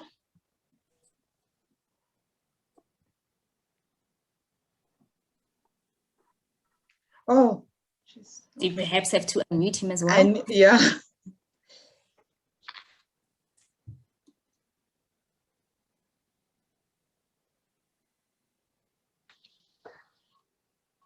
Okay. Okay, thank you very much. Thank you for the question. For early childhood development, we still need a pass in grade 12, and but there are no specific grades or levels that we need for early childhood development. But most universities like Northwest University, UJ, and others they do offer childhood development education, and there are private institutions as well that offer early childhood development courses. So, but matric it's a prerequisite. Thank you, ma'am. Thank you so much, Dr. Nhlapo. I think that was the only question coming down to you. Although I think I also have a question. You know, you spoke a lot about how with education, we all need to strive to be educators, and also as learners, we need to be learning. So what will your advice be to those who probably are already at university studying other degrees, but they feel like they need to be educators? Are they still able to make that change and move into education?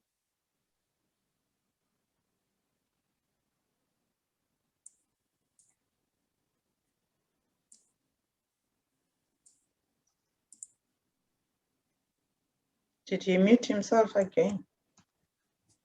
Yeah, I think so. Yes, thank you.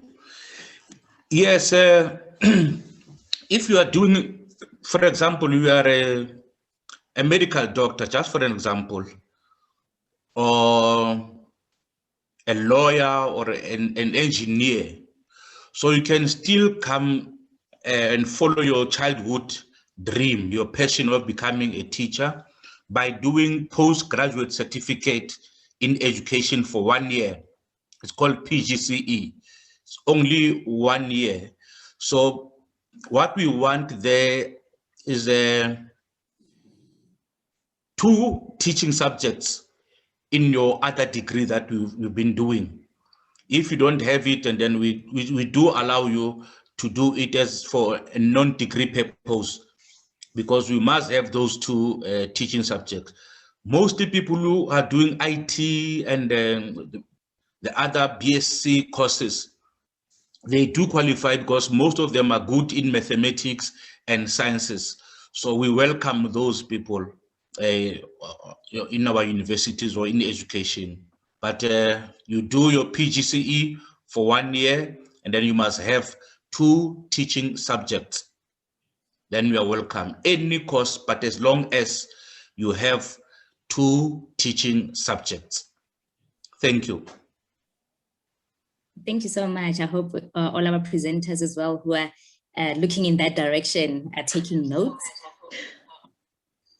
Okay, so if we move on to the next questions that are coming down from the law presentation.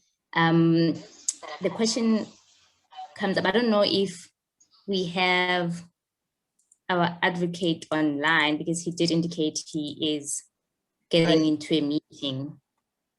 I don't think he's available at the moment. Okay, let's just move on then to the next question, or maybe he might just join us.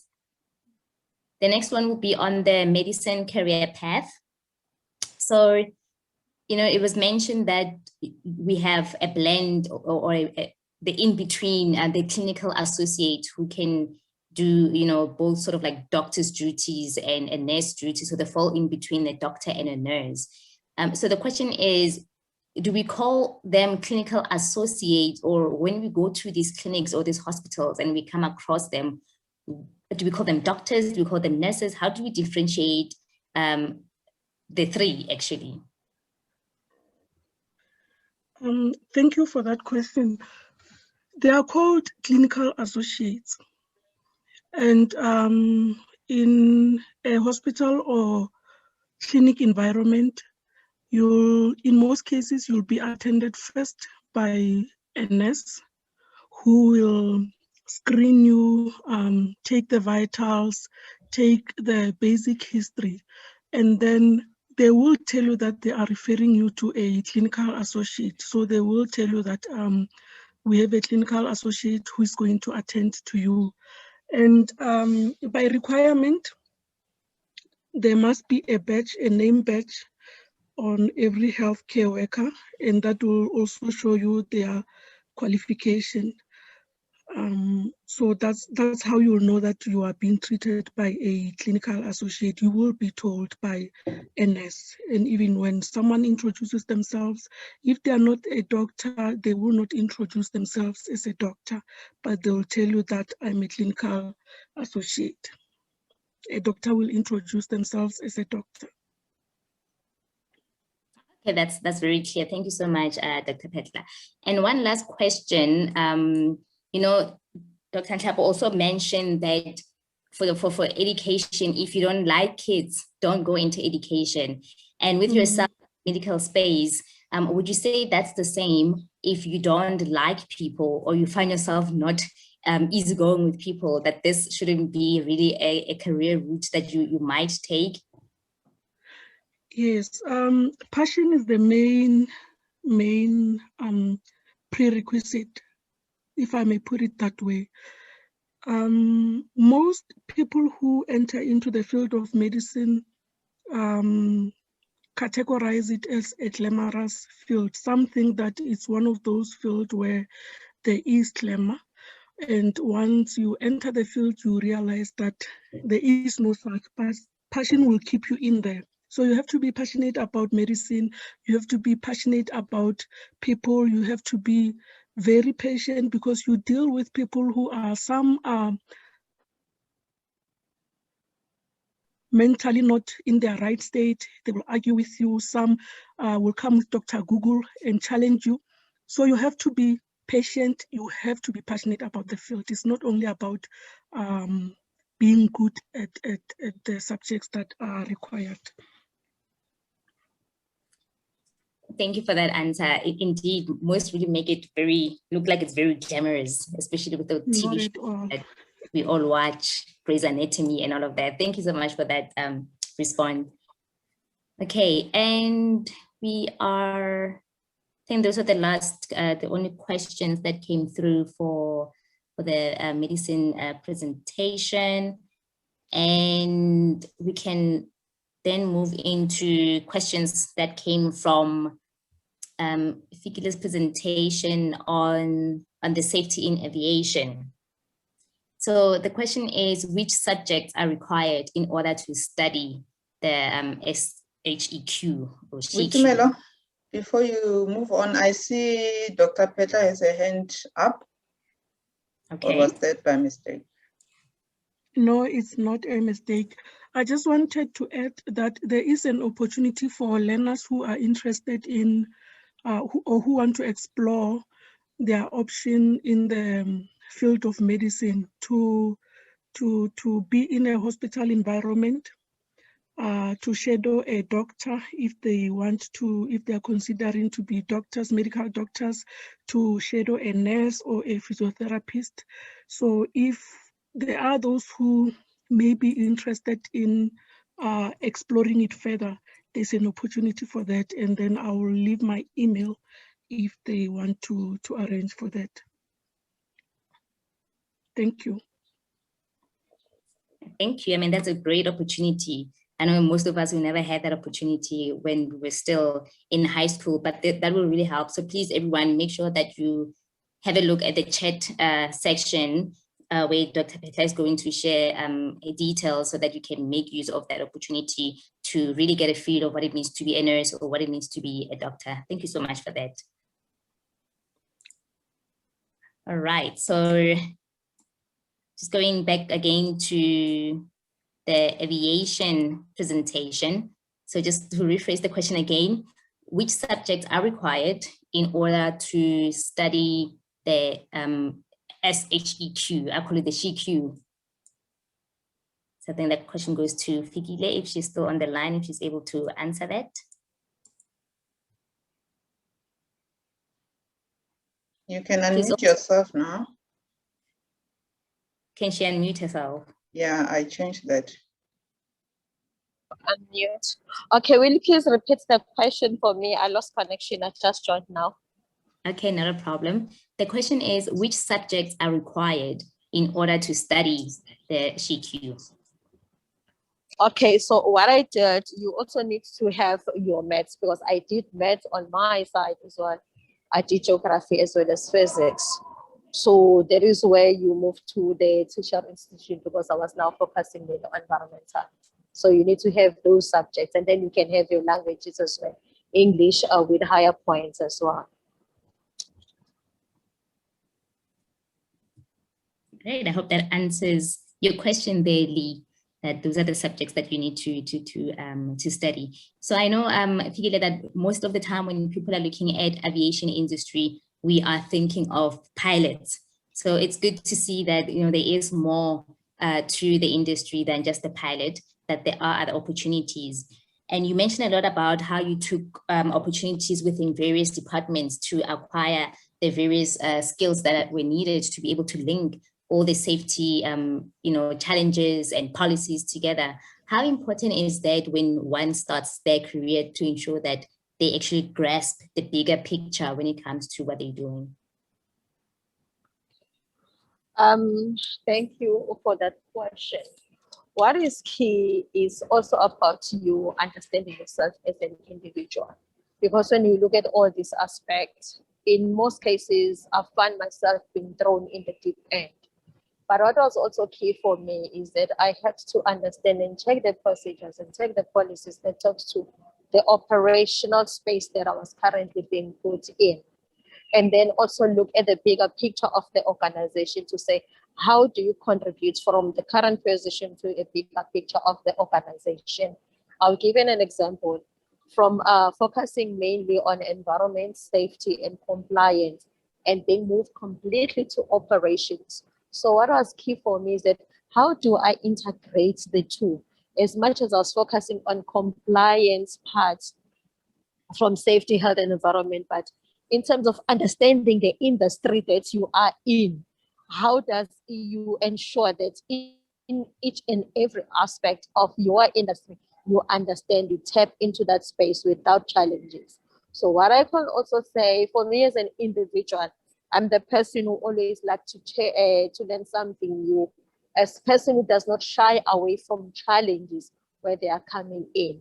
And if I can also give you an example, in aviation industry, this is where incidents are happening.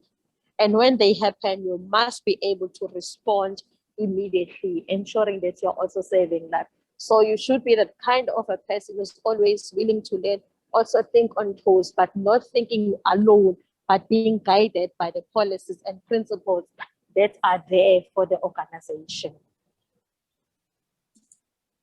Great, thank you so much for that. Taking notes as well myself, to actually take opportunities as they come. Thank you so much. I think that wraps up the Q&A session. I'll just hand over to Mapule. Thank you, Witumelo. Are there any other questions from the participants of the meeting? Besides what you've already put in the chat, you can unmute yourself. I've activated that button, so. For accounting, what is the demand of it?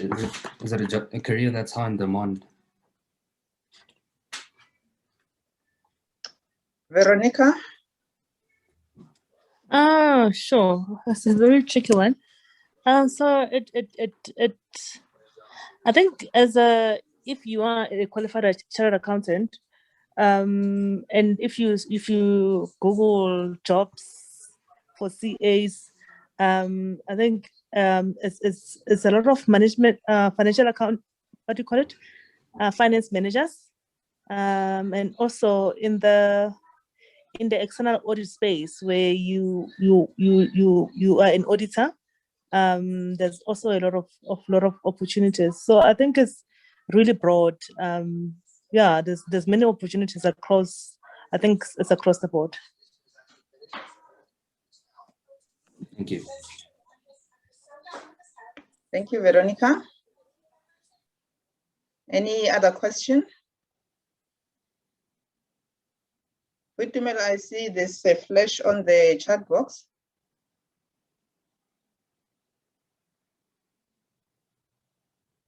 Yes, I think the question is regarding if we can have the email address of the advocate. I think it goes back to the question that Joyce had about LLB that we could not pose because our advocate was not online. So I don't know if that's possible. Yeah, we shall try and get that. Taina, can you please try and get the email address? Hopefully we can get it before we close, or otherwise we will ask that person to leave either their cell phone numbers or their email address, so that if we don't get an answer before we close the meeting, we can send it to them later.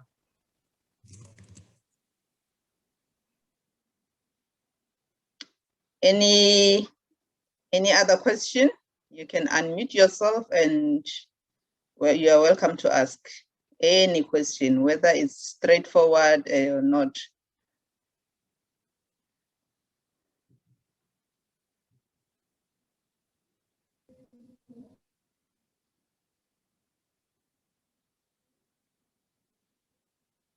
Okay, I see a flash on the box, on the chat box. That's the email address that's been typed there for the advocate. Okay. Okay. Anyone else for a question? There's another incoming in the inbox.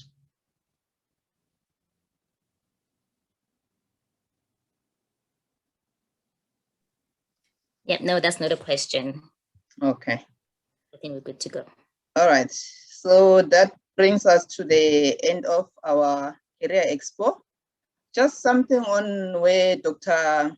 Chapo has mentioned that you can, if you find your passion is in, maybe it's in education, while you study, I'll give an example as myself. I'm an engineer myself, but I have passion for maths. That's why you can see on the screen, there's a company called Grow in Maths. I offer maths and science lessons. I have passion for education, for teaching actually. So yeah, it was that the time we were doing matric, we did not have something like this. So we just went with the thing that if you know maths, engineering is the way to go. So that's how I ended up in engineering. But actually, my passion is in teaching, specifically maths, but I also added science. So I'm also enrolling in that postgraduate certificate in education. So that's how I'm trying to catch up with what I'm passionate about. So that is that. Just in closing, like I said, the Career Expo was organized by Grow in Maths and Education Support SA, and Witumelo can just give us a quick background on that, and maybe we can leave our details if they need assistance from us. Witumelo?